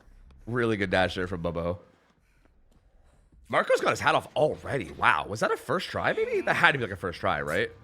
I feel like he was barely out of chase. It was like either first or second try. Yeah. So I think that first try is not even possible anymore. I think you have to have 2, right? no, it's still possible. But if you get a first try box, it guarantees that every other hat is going to be like really long. It means every other hat. Yeah, it means there's 2 4 tries and 1 3 try. So it's Okay. kind of it makes every other hat a little rough. So if that was a first try, that's kind of important to like know for the how everyone else handles. Like for instance, like if that was a first try, you might want to like let Zaka get a search off before you pop a gen, for instance, right? To make sure he like gets a bit of a head start on it. Ruin is kind of ruining Team Spain right now, though. Yeah. The value they're getting is insane, and the 150% buffed Ruin is making a big difference too. Yeah. That buff to Ruin was still so big, bro. Like that's such a huge addition. Like that's such a fast regression. I mean, Avon does have a gen very close to being done. Adri just now starting one, but is gonna have to get off to go again to like rotate for this pool, which is so much Ruin value. Like Ruin gets so much value in these scenarios where like forcing rotations, getting people off gens, forcing them to go front hooks. Ooh, good play from Marcos. Oh, that doesn't hit. Quick, Is he gonna make the vault? Nice. And Marcos. Valuable time being bought. Yeah, looping on nothing here and still buying a good bit of time. I mean, he will die eventually, but like considering that was not, those were not strong tiles he was at. He did a really good job of buying time there. Yeah, agreed. That's gonna be his second hook though. So we're kind of getting to like potential kill danger here soon.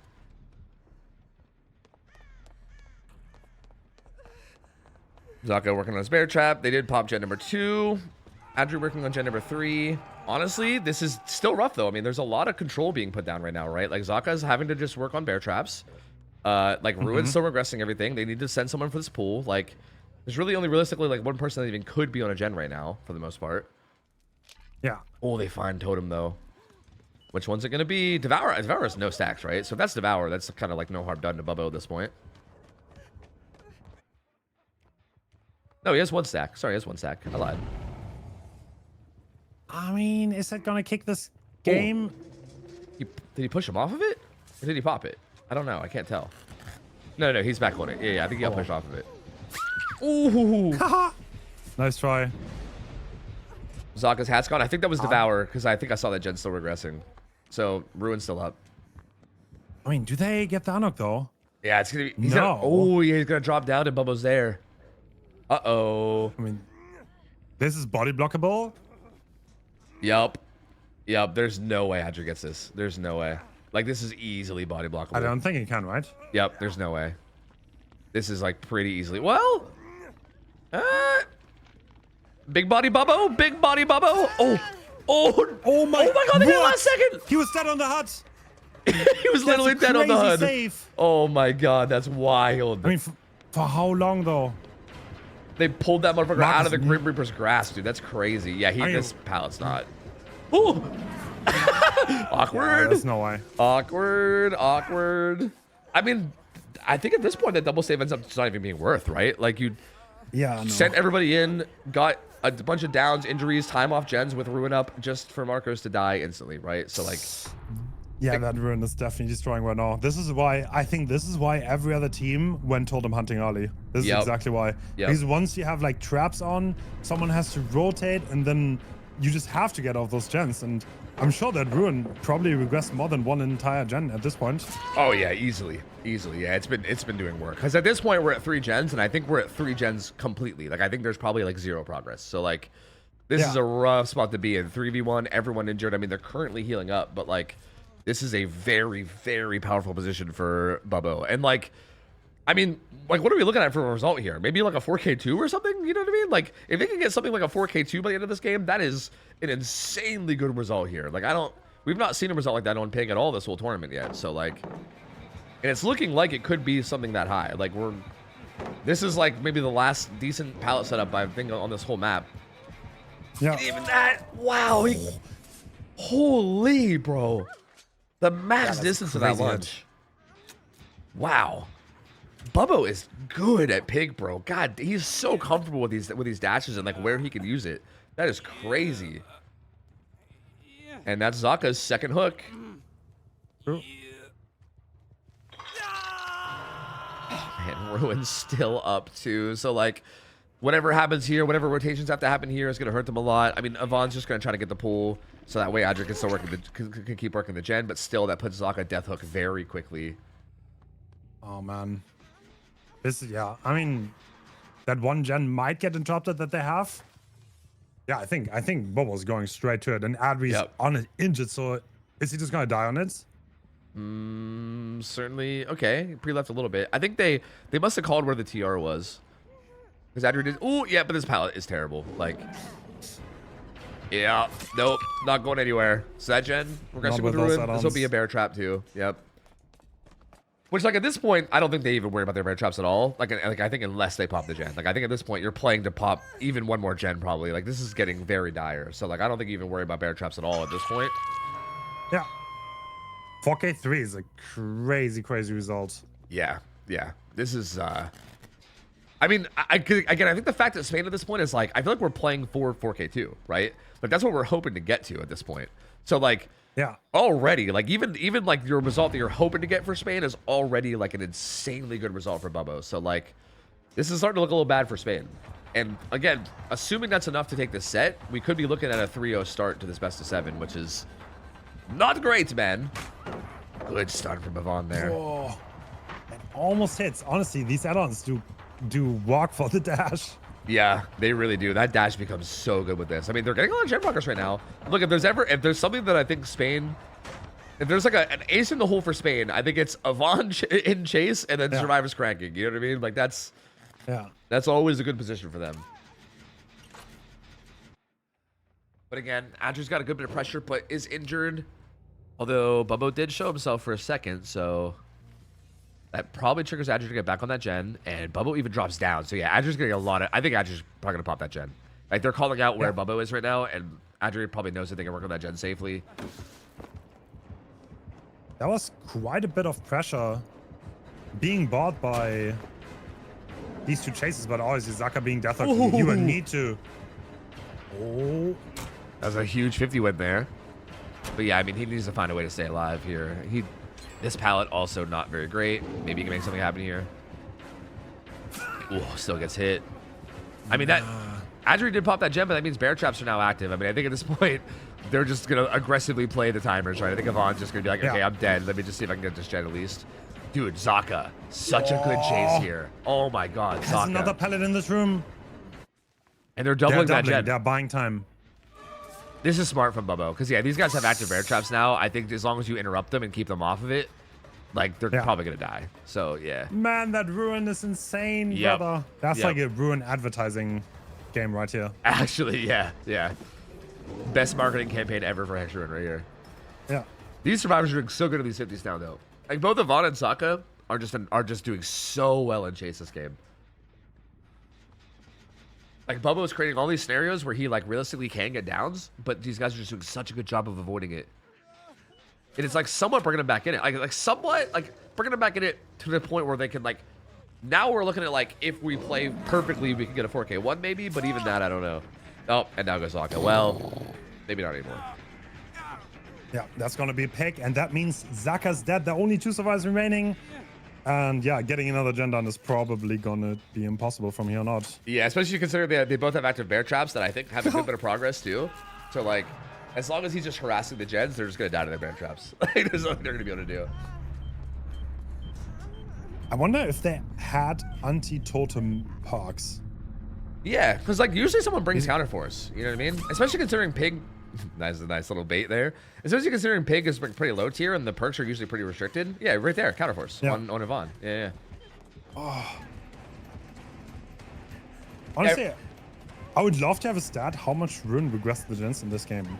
True. I would love to actually see, like, dude, I think, like maybe 4 years from now, DBD, maybe we get a world where, like, we see post-game stats. You know what I mean? Like, how much Yeah. XYZ thing did. Like maybe like it would be cool to see how much like gen regression happened overall in a game. Because honestly, that would be enough this game. If it was just overall gen regression, it would just be ruined, you know? So another game without devour value, sadly. We have not seen that part kick in. Yep. Very much so. But Kane not Mori. No, because No, he has to be Kobe, right? Yeah, he has to be struggle. Yeah. Yeah, okay. So he's got a hook instead. But yeah, Alrighty, so Zaka has a tall task ahead of him here. Yep. But I mean, we'll see. I mean, even if he loses this and Russia goes up 3-0, it's still not over, right? It's a best of 7, so it is the first of 4. And we did see Spain reverse sweep Portugal yesterday. So like, I think it's like I don't think it's ever over for Spain. It's like never over for Spain. Yeah. Like they are extremely capable and anything could happen. But it's Russia definitely looking really strong. And if they do manage to get the win here on this pig set, which feels pretty likely for them. I mean, this is a very, very good result for them on the other side. If they can get this win on the pig set, they're up 3-0 going into 2 back-to-back Russia sets, I think, as well. Like I think they'll be going into 2 of their picks. So like, but again, I think their 2 picks are also like very Spain, like it's Ghostface and like Doctor, which I feel like are probably like pretty good Spain sets too. But still, regardless, going up 3-0 is very huge. Kind of interesting. Like Russia picked 3 killers that are very about coordination and like teamwork. So I think that's definitely the theme we see, while Spain kind of try to pick the more 1v1 and chase killers. Yeah, that is. Yeah, I think you're right. I think that's 100% what probably the idea was for sure. So yeah, I mean, the fact that Russia might go up 3-0 here is pretty huge in that way, right? I mean, going into their sets, 3-0 would be pretty massive. So honestly, Zaka kind of needs to make something happen here, I think. I don't know. It's going to be big problems. Having to reverse sweep, having to win 4 sets in a row is such a tall order. I mean, I know we just saw them win 3 sets yesterday in a row, but like, I don't know, man. Yeah. 4 sets in a row against this Russian team is crazy. I mean, let's see. Maybe we get the magic again, but the Russian team does look very strong here. Yeah, Bubbo is playing out of his mind today, dude. He is playing so well. Like, I mean, I think everyone knows Bubbo is an amazing player, but like, my lord, he really came today. Like the killer games today have been phenomenal from him. So I don't know. We'll see what Zaka can do. I mean, this feels like an angle where you maybe actually want to play for Devour, right? Like, I mean, we've been seeing Devour in every single like game of Pig, and like you said, we've not really seen a lot of value out of it. But a lot of times people don't really like play for it to activate it, right? People still like they still play close to the hooks and stuff. Am I crazy to think, like, on average, the Pig players would have done so much better with like brutal strength or batteries instead of Devour? Yeah, probably, honestly. Like, especially batteries on that map is kind of insane, right? Like, the haste on that map is nuts. I do kind of agree. Like, I feel like Devour's almost this like weird little like ace in the hole, but I feel like, again, especially considering the survivors are almost guaranteed to have counterforce in their builds, it's like, I don't know if like Devour's ever gonna, like, even if Devour gets to 3 stacks, is it gonna last? You know what I mean? Like, I don't know. It feels like so unlikely that I kind of agree. I think putting on like a safer perk there might do a lot for you. Yeah, it's interesting. It's very, very interesting.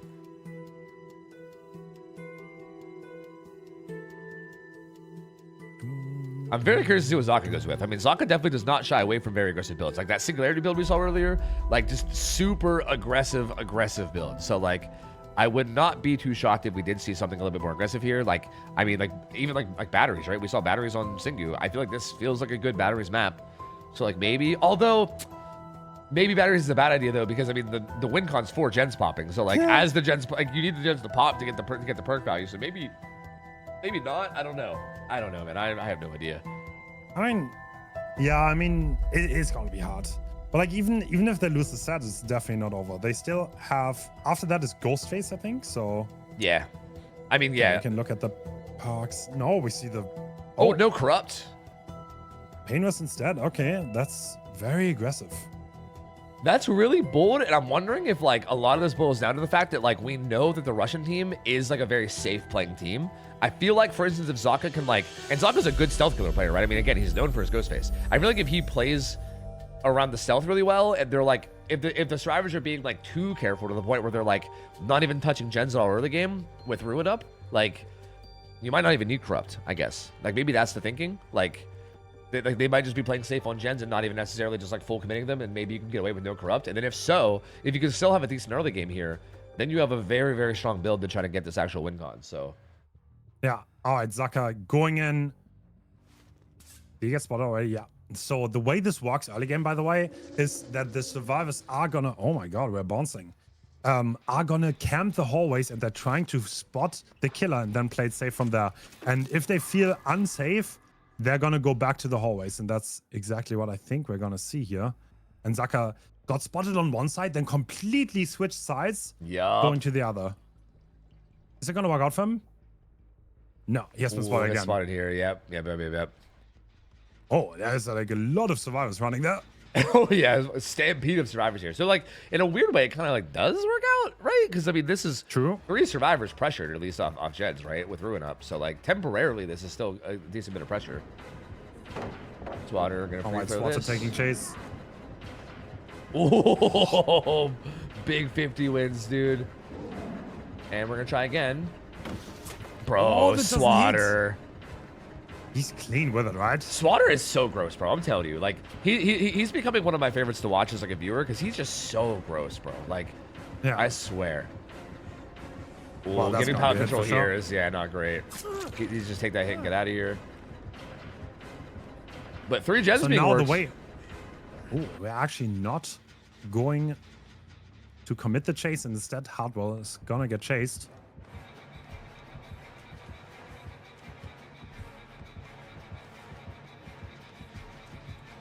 Wow, Ruin is doing work. This gen is halfway done. But Swatter already on totem number 1. Yup. God Palette used up here as well. And can kind of see him crouching away. It gets a little bit like, dude, alert gets so much value in these games, man. Like you can see the ping for a second, like see where they're crouching away to, gives so much info. There goes Undying. So 2 more totems to go.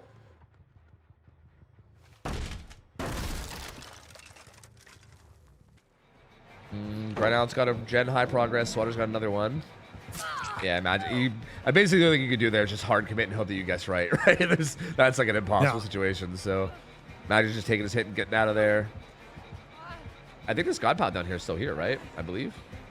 So yeah, still has his palette. Still some guaranteed time. And again, this is rough for Zaka right now because all these like God Palettes being used, this guaranteed time. There's gen number 1, gen number 2 is about 10 seconds away, and then gen number 3 is about like 30 seconds more from that. So we're getting up to like tie condition. Yeah. Very coordinated. Great dash there, though. Dashing the gens. Even though Ruin is still active, but like there's just not a lot of pressure on the survivors to actually leave the gens. Yep. And even here, they're just still cracking them. Like, gen number 3 is about to pop. Grenout already started gen number 4. Like, there's just so much. Well, Pain Ruin. Well, nope, doesn't interrupt it. Never mind. I thought they maybe interrupt that gen, but nope.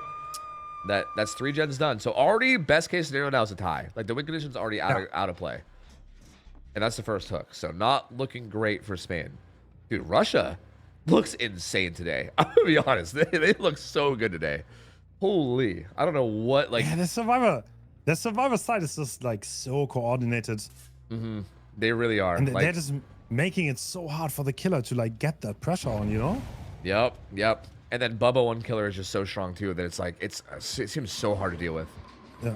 Once again, Hardwell just having so much distance, enough distance to pre-drop that. And if you drop this pallet this way, it actually turns into a God pallet, and that's why Zaka is abandoning. Ooh, find Swatter. That's a big find. Pretty big find there. He was trying to stealth around, I think, maybe to go for this pool, but now has to bail from it. He might be in some trouble. I think he saw that pallet here. This one's like okay, but nice. Does get the stun. And that might have been that was a devour strike. Actually, he was not too close. So I guess that's what we're playing for here, right? Yeah, I think at this point that's all you can play for, because yeah, like there's no getting a tunnel out at this point, right? Like with only 1 gen, like still needed. I think you have to just stealth around, see if you can get people out of position, get maybe some more downs, and see if you can get 3 stacks to devour and work with that. I think there's really nothing else you could possibly do. I feel like if Russia gets rid of the totems, it's just GG. Like I mean, like Ruin's still up too, which is also doing a lot of work. So even getting rid of Ruin, like even if they don't get Devour, even getting rid of Ruin would be a massive shift here. Ooh, I think Daka has been called out because they were just leaving. Yep. Yeah. They, Bro. their coordinations is stupid. Like, Yeah. It's hard. Someone saw Zaka go up in the hallway, and then the other survivors all three left, and now they're half a hallway away already, and you can't really commit to that chase either. I feel like Team Russia has like the kind of comms that every killer main thinks every Swift has. You know what I mean? Yeah, like how like every killer player thinks that any Swift in comms is like making perfect callouts all the time. Like Russia actually has perfect callouts where like they like immediately like they see a killer, they know exactly where they are. Everyone like pre-leaves that area. It's like so perfectly played by them. It's very, very impressive. Wait, what? Ooh. Ooh. That's a game changer. Like, imagine you hit that. Yep. Oh. You could have interrupted that, but he does get a second hook here. I mean, this gets Lemagic a little bit closer to death and also potentially another stack of Devour. So still a decent spot, right? I mean, better than nothing, but look at this gen progress coming through. They're on two pretty far separated gens, getting a lot. I don't, is there any way you stop both of these even right now? Like right now, can you stop the game from ending? Hard. Like, I mean, he definitely does need a miracle at this point. I don't think you can even stop it from this point because you interrupt one gen, the other one still cranks. You go back to that other gen, they crank the other one. Like I think if they just play aggressively on this, it's just over. Like I don't think there's any way to stop. Once again, he just pre-left. He's been called out. So perfect show of how to use the mid-witch hallways to your advantage on the survivor side. And like literally, there's not much Zaka can do here. He can't really apply his skill. He can try to like get a crack on and like try to surprise him somewhere, but it's just not working so far. This is so unfortunate too because he also was like just barely in Devour range when that unhook came in. Like he was out of range and then he stepped into range right as the pull came through, so he didn't get his second stack. I mean that gen pops anyway, so it's over. But even for that like additional little like power spike of Devour, it just barely didn't get got. So that kind of ends up hurting him too. And yeah, gen number 4 pops and that's Russia taking the big set, man. I mean Russia's up 3-0 now in this series, which is pretty wild, dude. Like that is very, very. I did not think we would see either team 3-0ing to start out this best of 7. Like that is very, very impressive. I mean, it's not over. We saw Spain do it yesterday. It looked very mighty bad, and then just ended up winning every game in a row. But they do need to step it up. I feel like Russia right now just seems dominant. They really do. They're just like firing on all cylinders. Yeah, it's like just like perfect play from them. I do feel like if there's a set that I would expect Spain to be able to like build momentum on and like bring like a big like morale turnaround on, is it not Ghostface? Like, is that not the set that I would expect that to happen on? I feel like I've seen Zaka get like 4K 3s on like really, really good teams on Ghostface before. Like, I've seen him do some pretty crazy shit on that killer. So, I mean, again, it's just that Team Russia right now is playing so clean that I'm not going to say necessarily it's going to be doable or easy here, but like if he can pull something out, that's kind of what they need here. Is like something big on that Ghostface set. Yep, absolutely. I mean, yeah, it's gonna. I mean, dude, if Russia runs it back with such accuracy on the callouts, what are you gonna do, dude? Like, honestly, it doesn't matter who you pick and who you put into that pick position. If the survivors played so damn well and they just don't give him anything to go off, then yeah, it's the heart. Exactly. Like even like this game, you look back and you're like, what is Zaka supposed to really do better here? Like how much of this is even like on Zaka versus just the survivors playing insane, right? Like I don't know. Like you can say maybe like winning the 50s early on with Swatter, you know what I mean? Maybe would help. Like even here, like I don't know how Swatter is able to get away with all the shit he gets away with. Who knows? I don't know. But like maybe like those 50s make a little bit of a difference. But at the end of the day, like outside of like the 50 wins, it's hey, a totem there. Yeah, he spotted it. It's just so wild, bro. It's so wild. I don't like I'm just not really sure like what you're even supposed to do if you're Zaka in this scenario, man. Dude, like what do you do? Like Hardwell is being a scout for Granout who's on the gen. They literally have He's just standing in the hallway to make callouts for Granout who's on the gen. That is so awesome, bro. That is so awesome. He literally has a lookout. He's got like a spotter, like a hunter. That's fucking amazing, dude. Yeah. Like a fucking sniper. That's so cool. Wow, and they even get away with that too. Okay, for the record as well, with how this result's about to be on top of the other results we've seen, even if Spain does bring it back, okay, okay. The point I'm trying to get at, I'll try to sum this up quicker. If there ends up being a tie set, the tiebreaker is going to be very in favor of Russia here, I think. Like, these sets have been that's true. dominantly in their favor. Like, this is about to be like a 4K2 versus what, like 2 stages? Like, this is about to be an insanely massive gap. So, like, because I'm assuming someone's here for a hit, right? No, it was Swatter, so the injured survivor. So maybe, actually, maybe it'll still be 5. Maybe. Oh, maybe more. What the hell is Swatter doing? I don't know. Still, I mean, even if he gets some stages here, I still feel like a lot of these wins have been like very, very like Russia-sided. And they could even still save this. They could if they wanted to. I mean, oh. Yeah, they can. Yeah, they could absolutely save this. Yeah. It looks like the other gate might be open. They might have canceled it to take hits. I don't know. But yeah, I mean, they're going to be able to get this pretty easily. So this will be 3 stages versus 4. So yeah, like the tiebreakers. And I feel like unless... And like, I mean, Spain needs to come back and win a lot for it to even matter. And then Spain would have to win. Like, Spain would have to win and win huge for the tiebreaker to ever be in their favor. So yeah, they basically have to just win out here. Like, I don't think they can even afford a tie. Yeah. They really need a win-win on every single set. Yep.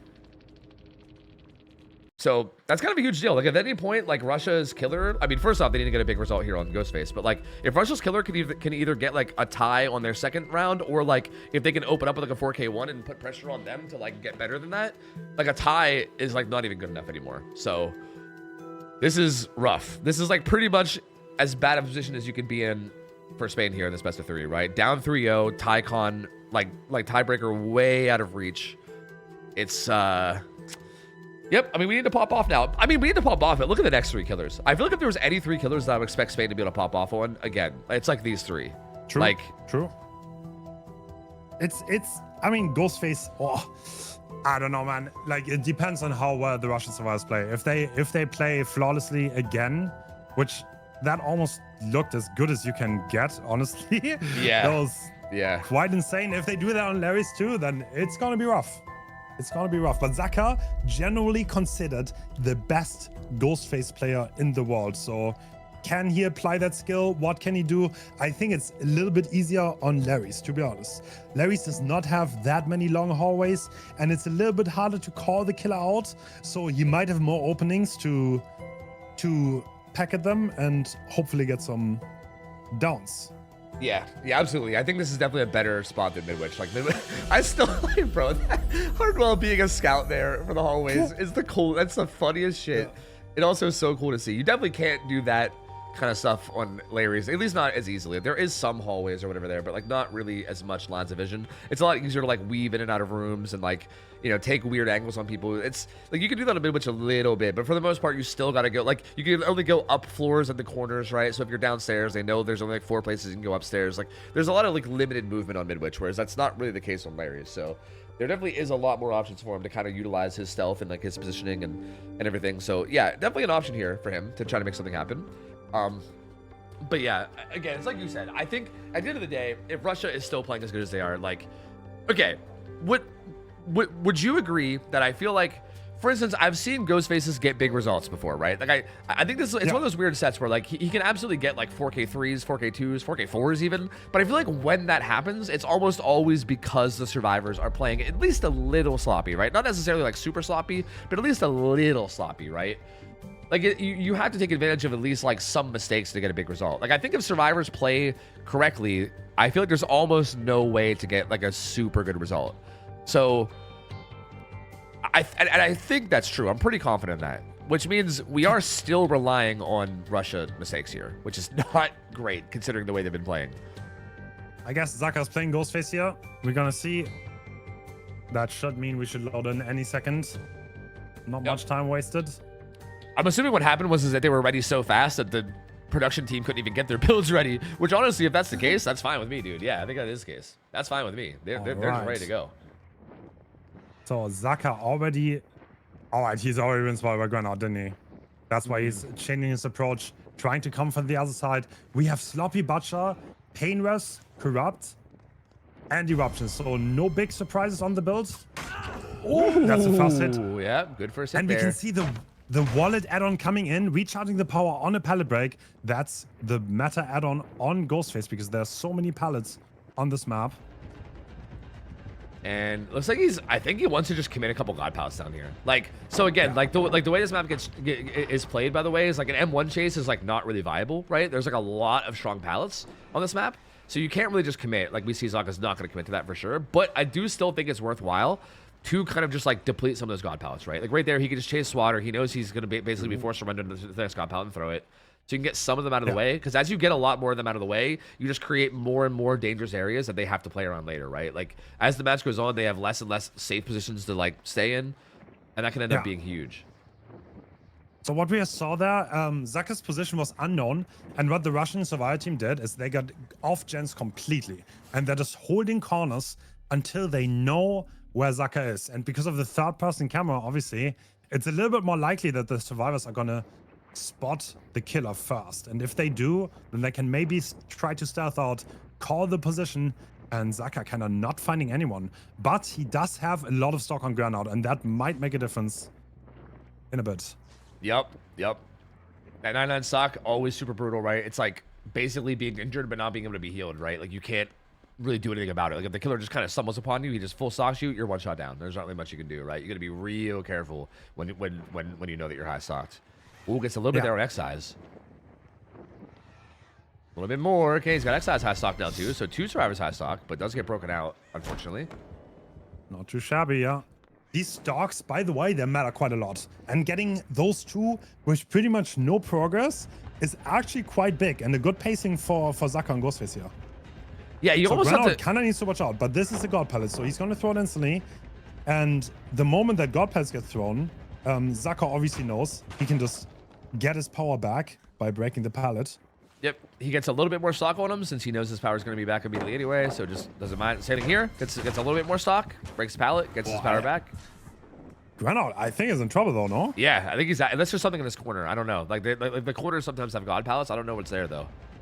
But if there's nothing in the corner, he's going away from the corner. Uh-oh. And the other add-on also giving a speed boost, but the hit tank is coming through. Hardware is there. Russia is like, to help Granite out. That gives him distance on the map. He's going towards this. He's trying to make it to that double room 8, I think, right? Yeah. He's like 1 room away now. Looks like he wants to play this instead, which is a little sketch. Oh, loses the 50. Down he goes. Good play from Zaka. Very good play. I'm very surprised he didn't keep going. He was almost at that double room, but I guess I'm not sure what the double room is. Maybe he didn't make it to the paladin there. But yeah, down comes through. Zaka, yeah, getting it down at, well, I mean, the down is at 5 gens, but by the time it's hooked, I don't think it's going to be 5 gens anymore. Yep. 1 gen already done. This painter is going to come through. He does get a hook on top of a gem with progress though, which is always good. True. Right? Put eruption down here. This wasn't even the paint res gen too, so he gets to put eruption down for free. So paint res hits something else across the map. He gets eruption. So decent in terms of like stopping gens, but I still feel like I really considering that I think we need a big Ghostface result here. I think Russia's in a good position to not. Like, it doesn't look like they're primed to get like 4K3 or anything. That's for sure. Like, they look like. You know what just happened? I think Excise intentionally tanked the Painrus, so the Painrus is not on the gen on the top side where the 3 gen now is. Yeah. I mean, he got the eruption kick off though, so there's not that much value. Yeah, it's kind of like a double-edged sword because like eruption's still strong now too, right? Because it's still regressing, and now you got to deal with eruption later. But yeah, I mean that's probably better than like the big like 20% hit of pain res. So. All right, so there, I think, there are 4 gens on the side. So Zaka definitely in a position where he can do a lot with this hook placement. Yeah. He doesn't want to get revealed. Oh, definitely wants to get second here, and I don't think the Russian survivors even want to go for this. They're just going to crank gens while Access is in position. Actually, no. He's just actually going to crank gens. Okay. Yeah, they're just cranking. This is a weird gen setup. It's like all along this like left side, kind of. There's like a 3 gen top left, and then Excise is almost 99, so he will have to watch out a lot here. Yeah, I think one of the most devastating things that could happen in this set is like the person going for the unhook being high stock and then getting stalked and down under the hook is like one of the worst possible things that could happen. I mean, again, these survivors are smart, and I think they like Excise only went whenever they were positive that he was committing to someone far away right there. So as long as they play smart around it, it could definitely be avoided. But that's one of those danger things that you got to look out for. Right now, death hook. Look who's hit tanking. This is Access with 75% stock. This could be pretty bad for the survivors, but Granite is trying his hardest to get away from these gens. Yeah, he's gonna sock The Excise. Expulse is coming through. Excise is happy to take the down, by the way. Like, all you want is to get that Death Hook Survivor away from those generators. Yep. And I think... Ooh. No, he's actually gonna... He's got to carry him up towards the gens, right? And on I think like there was a pain Yeah. res further towards top. You gotta go, like you have to. But I mean, they got one more gen done, and I feel like this is still looking really good for them. Like they have 4 survivors up. They're still attacking the gen setup. Excise even managed, like even Excise like taking the hit for him, still managed to go down at least a bit away, right? Like he wasn't like fully top at all. He was like kind of more towards bottom side, so he doesn't get hooked in a horrible spot. Oh, it's Swatter completely disengaged while Hardwell and Granot... No, actually. Oh, Granot is going back and Hardwell, I guess, is gonna heal Swatter. Interesting. Ooh. Scratch marks being found. Oh, Swatter is gonna need a hit. He'll be heading down towards bottom. But again, at this point, like anyone that gets hit and runs bottom is just gonna be ignored, right? Like, Yeah. like typically already bottom side of the map has so many more like strong tiles too. On top of the gen subs not being there, there's also like probably like 3-4 more god palaces down there. So like Zaka's not really gonna ever take a chase down there. Like it's just, I think everyone's aware that a chase is not gonna end quickly on bottom side of the map as long as they have distance towards pallets. So Hardwell has to leave it. He's looks like he's choosing to die further away rather than even trying to play that. Yeah, exactly. He's not taking the 50s. Why? Because he wants to play as safe as possible and not go down anywhere near to the gens.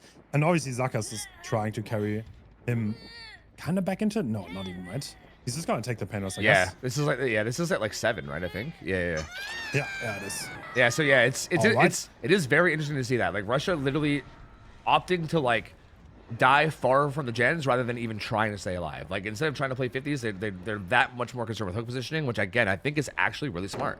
Like that's such interesting play. Like I think to be able to just accept like, okay, I'm just gonna die, but I'm just gonna do it over here. You know what I mean? Like it's a really good heads up play and smart to do.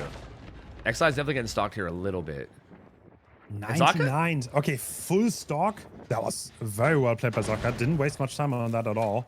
And now he's probably gonna go back to the top gens, right? That's what he wants to play. But Russia seems to be very happy to play the slow game. Yeah, there's not that much progress topside right now, too. So that's not that bad because I think the big worry about this is like you're committing a lot of time bottom side. But you know 3 people were down there, right? Someone was on a hook, somebody got the unhook, and you stalked a 3rd guy. So you know that there was at least only 1 person up here. So there couldn't be that much progress. So Zaka probably knows that, and he gets the kick down, and there really isn't that much progress at all. Swatter just stealthing up there. Everyone else is bottom side right now. And here comes Zaka heading down the map, venturing in the bottom side. Gets a lot of stock. Run out. Run out. Hey, that's the X-Ass pallet though, but maybe. Oh. Hardwell could take a hit maybe. This pallet is not safe. Yeah, Hardwell's gonna try to take a hit. Oh yeah. That is a very safe pallet there too. So yeah. Dude, Granat doesn't even drop that. He's confident. Wait, yeah. Why? Yeah, that's... Where does the confidence come from? I don't know. That's a good question. Maybe he wants to, like, bait the chase so the Swatter can get gen progress? Yeah, he's death hooked, though. So, like, that's... Yeah, wait. I didn't realize he was death hooked. That's not... No, that's not confidence. That's... I think we're bordering on stupidity here. I don't know. We're pushing the line here. I don't know. All right, looks like we're doubling in gen, and this is going to be another death hook on Hardwell. So Zaka kind of inching closer and closer to killing a survivor off. Yep, they're doubling that main gen, but he is coming right back up into. They're not gonna be able to pop it in time. Grenout still just like stealth bottom side. He's still stocked too, so he's got to be careful for a little bit. Yeah, honestly, those spikes though, they're gonna start mattering. Yep, but if one of these kills can happen, like if either Grenout or Hardwell dies, this is starting to get a little hairy, man. I mean, this gen sub top side is still kind of gross. Yeah, absolutely.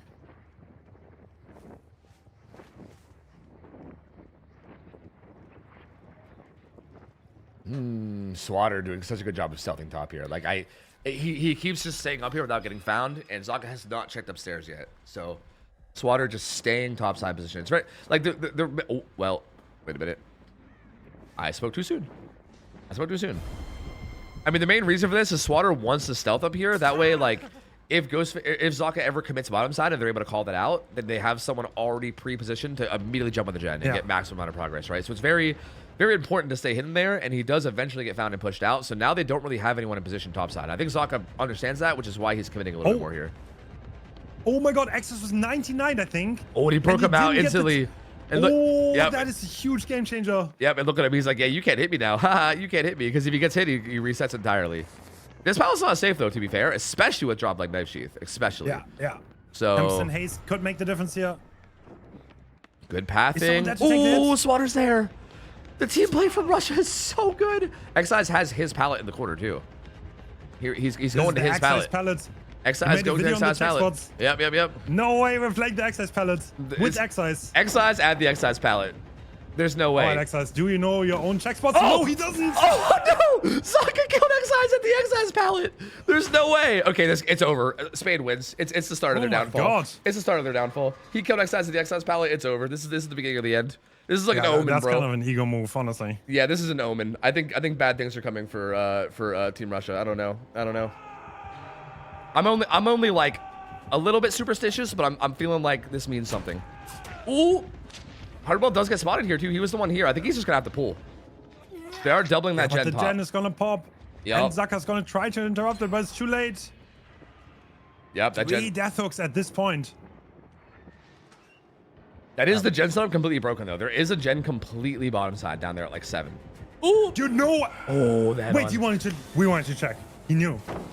Yeah, I mean, I think there was a blood trailing. I think he saw the blood, so I think he knew. Yeah, but just the head-on came through in time. And now we're struggling. I mean, at this point, I think if you could find Swatter, I think you want him. But I think he's. Oh yeah, he's right here. Yeah. We have Swatter, who is the fresh hook survivor. Because at this point, you're just playing for ass stages. I don't think there's a world where you get a 4K here with the gen split being what it is. But again, the team play here. Gren out here for the hit, and Gren out will most likely even take 2 hits. Like at this point, you're just playing to get Swatter out. Like. So he's literally worth more than all 3 other survivors combined. Like it's 3 stages and a fresh. So like literally all 3 survivors could die for him if needed at this point, and it's still worth it. Oh, Swatter's running back up the map though. Wait, he's actually gonna take. Really? Wait, he's gonna take that hook. Maybe he was not confident that he would actually be able to get that in time with all the hit tanks. I don't know, but yeah, he's just gonna settle for the result then. This is gonna be. Not that many stages, right? 7 stages? 7 stages, 3 fresh. I mean, this is an okay result.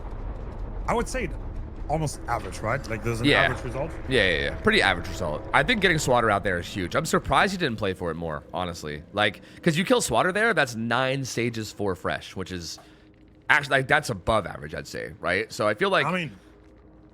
Okay, let's be real. If you kill Xeyes on the Xeyes pallet, that should be worth a stage. True. This should be 8 stages. Agreed. Yeah. That's such a Giga Chad move, bro. I'm telling you, that's so good. But I don't know. It's gonna be interesting. Bubbo has been popping off today. Like he's been absolutely popping off. So like, they need something here. Like they need to slow him down some way. And because like, I mean, that again, it's like you said, that was like a pretty average result to the point where it's definitely not like unbeatable. But like Bubbo's just been doing so good. He's been winning 50 after 50, and like he's just been making such good decisions that I feel like Spain here needs to play like near perfect and like really punish him and get him kind of, you know, on the back foot. Because if not, I mean, dude, Russia can just put this away right here. They could just 4-0 World Cup right here, which would be crazy. Yeah, I mean, yeah, they're playing so well. They are playing incredibly well on both sides today, so. Yeah, It's kind of funny. At the start of the tournament in the group stage, they did not seem this crazy, honestly. I was thinking about just saying that. They were the only seed 1 that came out of groups that wasn't 3-0. Like every other group had a 3-0 team, right? Spain, USA, and Portugal were all 3-0. Russia was 2-0-1, right? They had that tie game with Thailand, and even some of their other matches were like kind of close. And even like, for instance, yesterday, like I don't know if this means anything, but yesterday they had like a very extremely close set with Italy, right? That went to all 5 games, and then Spain beat Portugal in like a 5-game matchup, and then Portugal annihilated Italy, right? So like, you think if Italy put up this good of a fight against Russia, and then they get annihilated by like Portugal, who lost to Spain, right? Like, I know that's kind of convoluted to say, but hope you understand what I'm saying. Like, you would think that like that would mean that Spain would be able to annihilate Russia, right? Like in theory, but We are playing 4D rock, paper, scissors. Yeah. Actually, there's like rock, paper, scissors, but with a fourth one. I don't know. Rock, paper, stick, scissors, I guess. I don't know.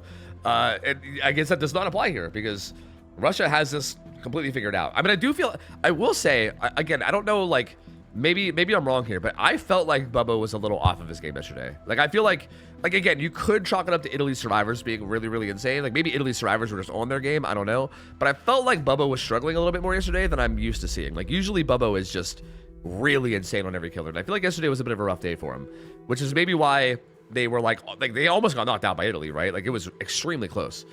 Yeah.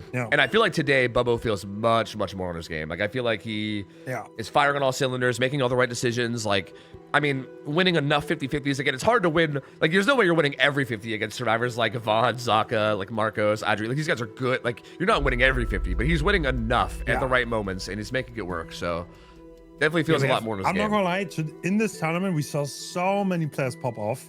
Kind of insane. Ivan won so many 50s. Like, Marcos also, I don't know. I feel like Spain overall played very well, but yeah, Russia's is today. They seem on another level. So, well, we need to see. Yep. It's gonna be hard to stop them. And I mean, it's coming to Spain now. I mean, that was another good, solid, consistent performance from Russia's survivors. I mean, this whole series they've been very consistent. Like, every set has just been very solid from their survivor side.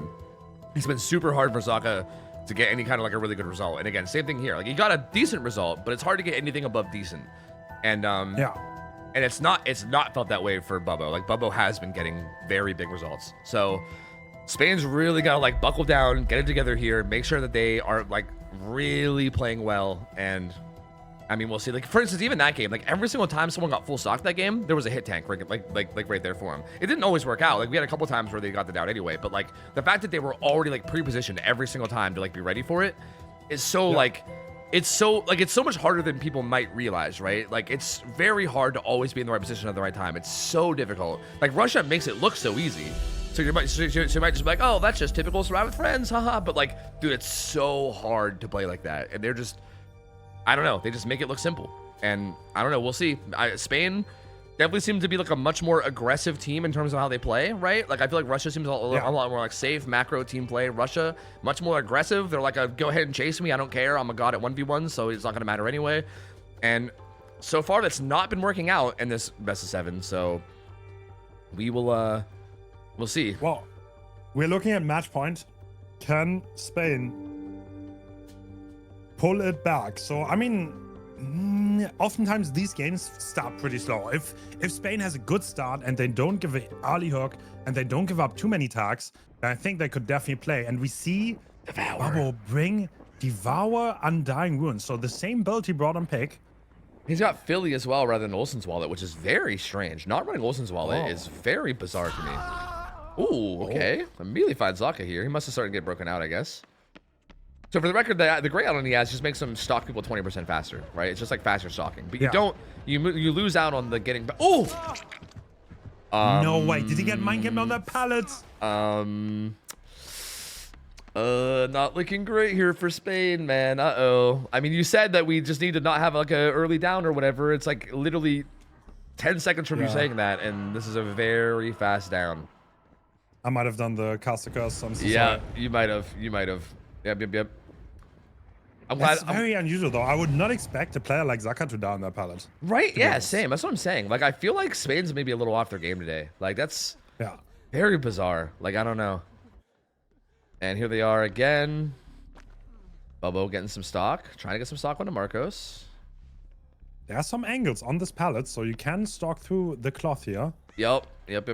And with Philly, honestly, he's probably pretty high. Yeah, he's already 99. I was gonna say, with Philly, he's probably already very, very high progress. 2 totems gone. It's nothing but Devour now. But the fact that they got Ruin, I feel like I would like. Okay, we were saying that I would expect Devour on the pig set. I don't think I would expect Devour on this set. So like the fact that they got rid of Ruin. Ooh. And yeah, he obviously wants to leave now because Marcos is already 99 and you don't want to give him a normal hit because a 99 stock is worth more than an injury.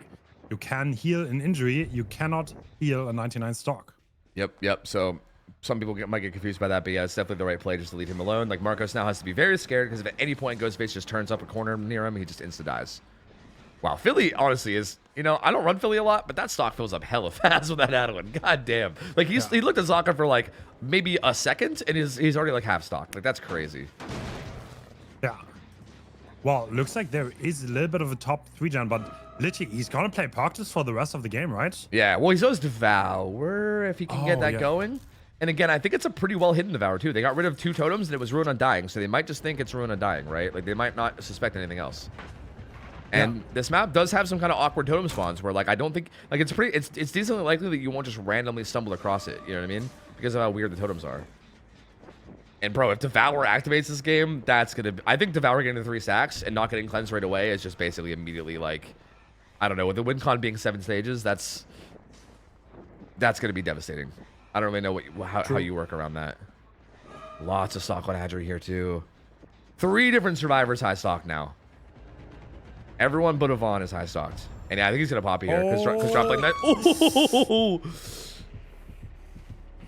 That 10% haste swinging into the pallet. Adri goes down. And even going for this save is going to be so awkward because only Yvonne is not high stock, right? So even basement. And basement.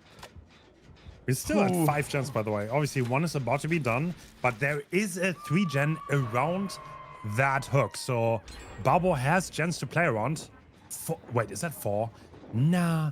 We're looking, well, I mean, there's kind of like the same setup in the last game, to be honest. They also have 4 gens, so. Yep, very similar. Oh my god, there are 5 gens on the top side, I think. Yeah, that's looking pretty gross. That's looking quite gross. Yvonne gets found here. And now, hey, last survivor that's in stocked is getting stocked a little bit.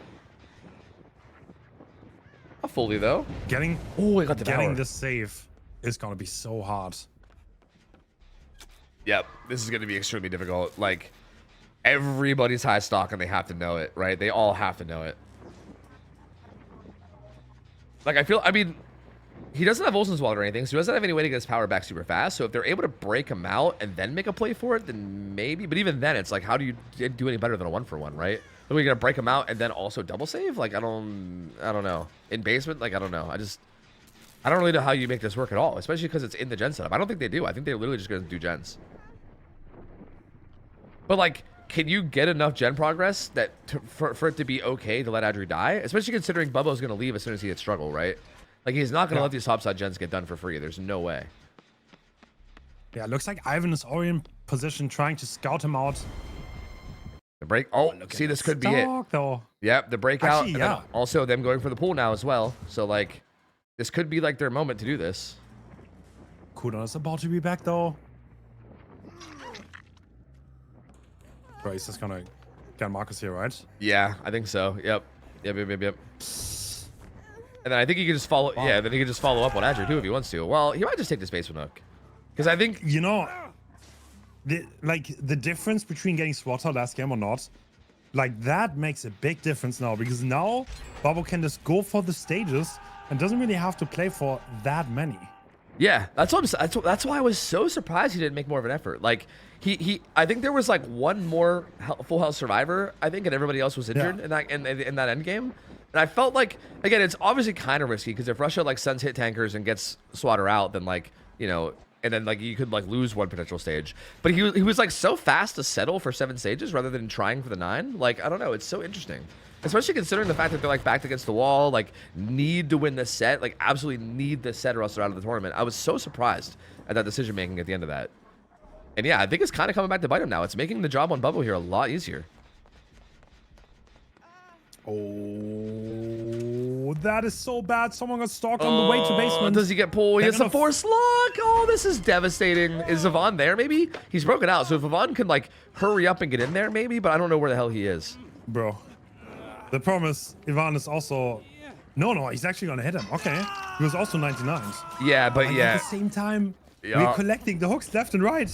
Yeah, he doesn't even mind taking the hit here. Everyone's injured now, so like, you know, having 99 stocks is cool, but having every single person injured is also pretty cool. So like, you know, Bubbo A-okay with that. And this is, yeah, I mean, how many hook stages are up to now? 5, 3 fresh.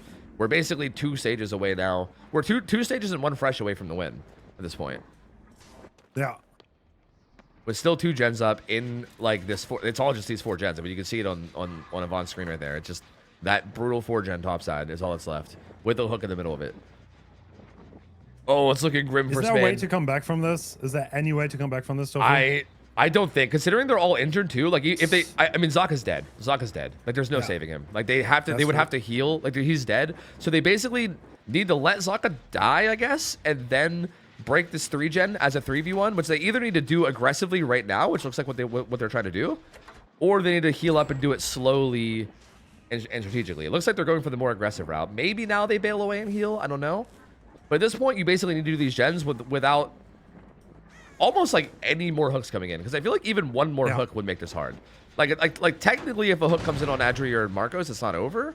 But even then, you would have to save it with only 2 people. Like you'd have to double save it and get out through a gate. Like you'd have to. It would still, like, everything would still have to happen perfectly. Barbo's just playing it safe. And they're still doubling this. He's right there. That is They were the one. so That's it. aggressive on that.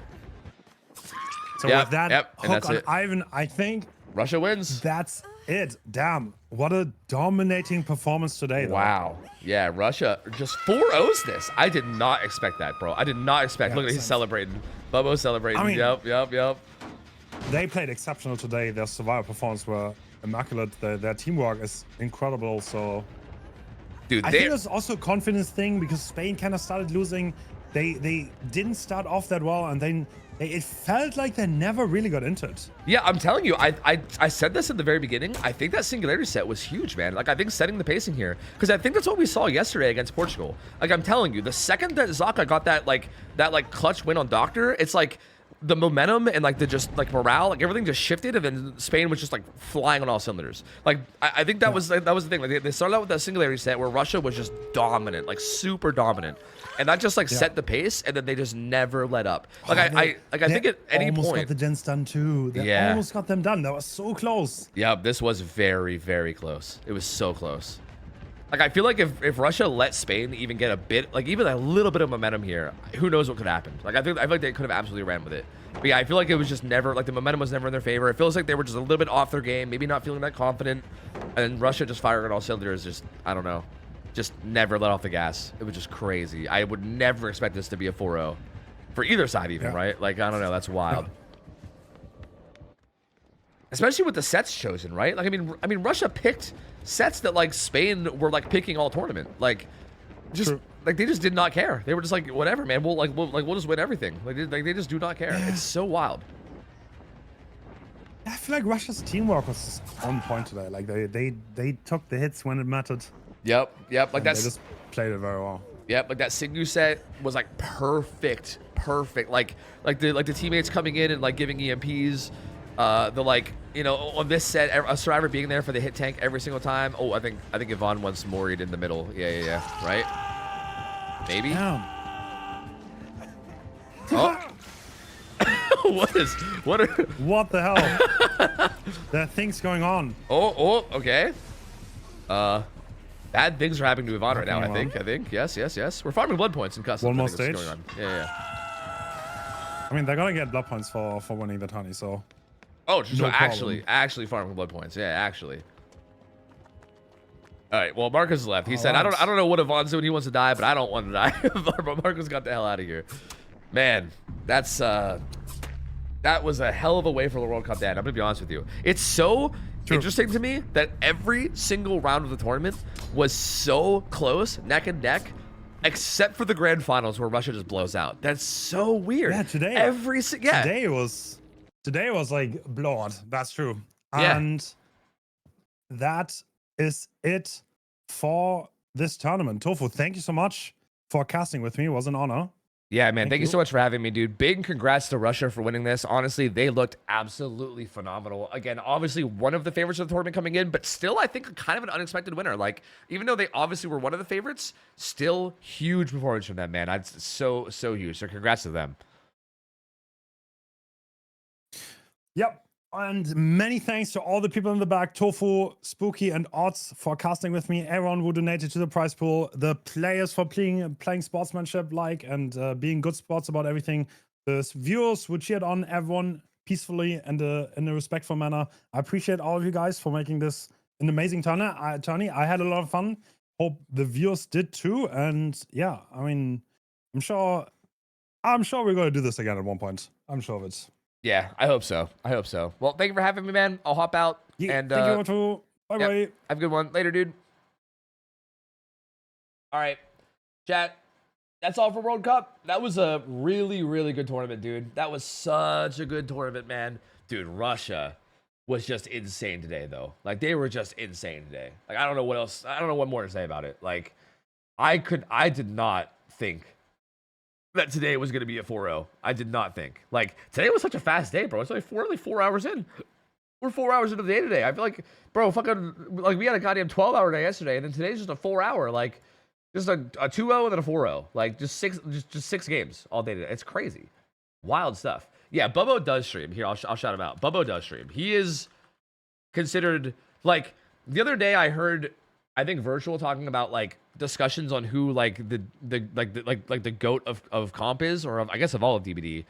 And he threw out, like, I think 4 names. I think it was, like, Nightlight, Xeno, Zaka, and Bubbo. Like, he put Bubbo right there with them, which I feel like is deserved, right? Especially, I mean, I think you can tell after today's performance. I think you can tell that is very, very deserved. So yeah, Bubbo is nuts, bro. He's one of those players who's, like, consistently, like, in, like, top 10 of ladder. He's, like, he plays, like, every killer. He plays Survivor well. He just does everything. Bubbo is very, very, yeah, I think Bubbo, like, I think if there's a tourney MVP, it probably goes to Bubbo. I still think, I mean, I don't know, maybe I'm just a fan of him, and maybe I'm just glazing now. I don't know, but I think Swatter's got to get a shout out too, bro. That motherfucker was nasty on Survivor, like, so nasty. I mean, I do think that, like, Russia's Survivor is a lot about their team play, right? Like, don't be wrong, like, they're all, like, pretty solid macro, like on micro. It's like their whole team play that I think is good.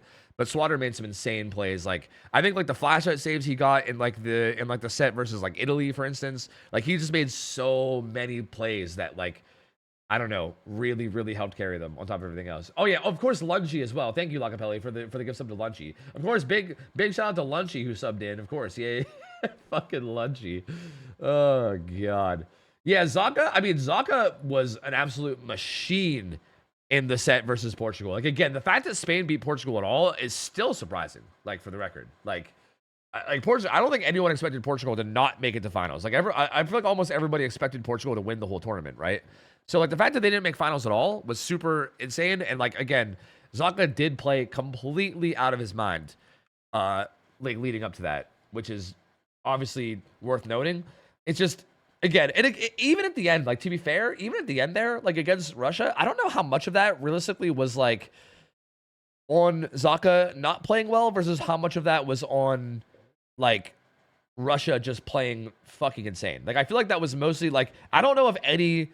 You know, like, this is something that's always been told to me by people like Laser, right? Like, I don't pretend to know all the ins and outs of, like, comp and all the ins and outs. I don't pretend to know every single little thing, but from what I do understand, Laser is someone I trust a lot in terms of opinion. And I know Laser has told me in the past that, like, if survivors are playing basically, like, near perfect or just very, very correct, then it doesn't really matter what the killer does, right? Like, you can get, like, for instance, like, that Ghostface result being 7 stages is a pretty good result if the survivors are playing correctly. And I think that's kind of what was happening there. I think it was less about Zaka not performing and more about the Russian survivors.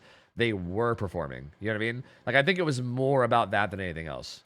So, yeah, I don't know. It was very, very interesting to see. Very, very interesting to see. Yeah,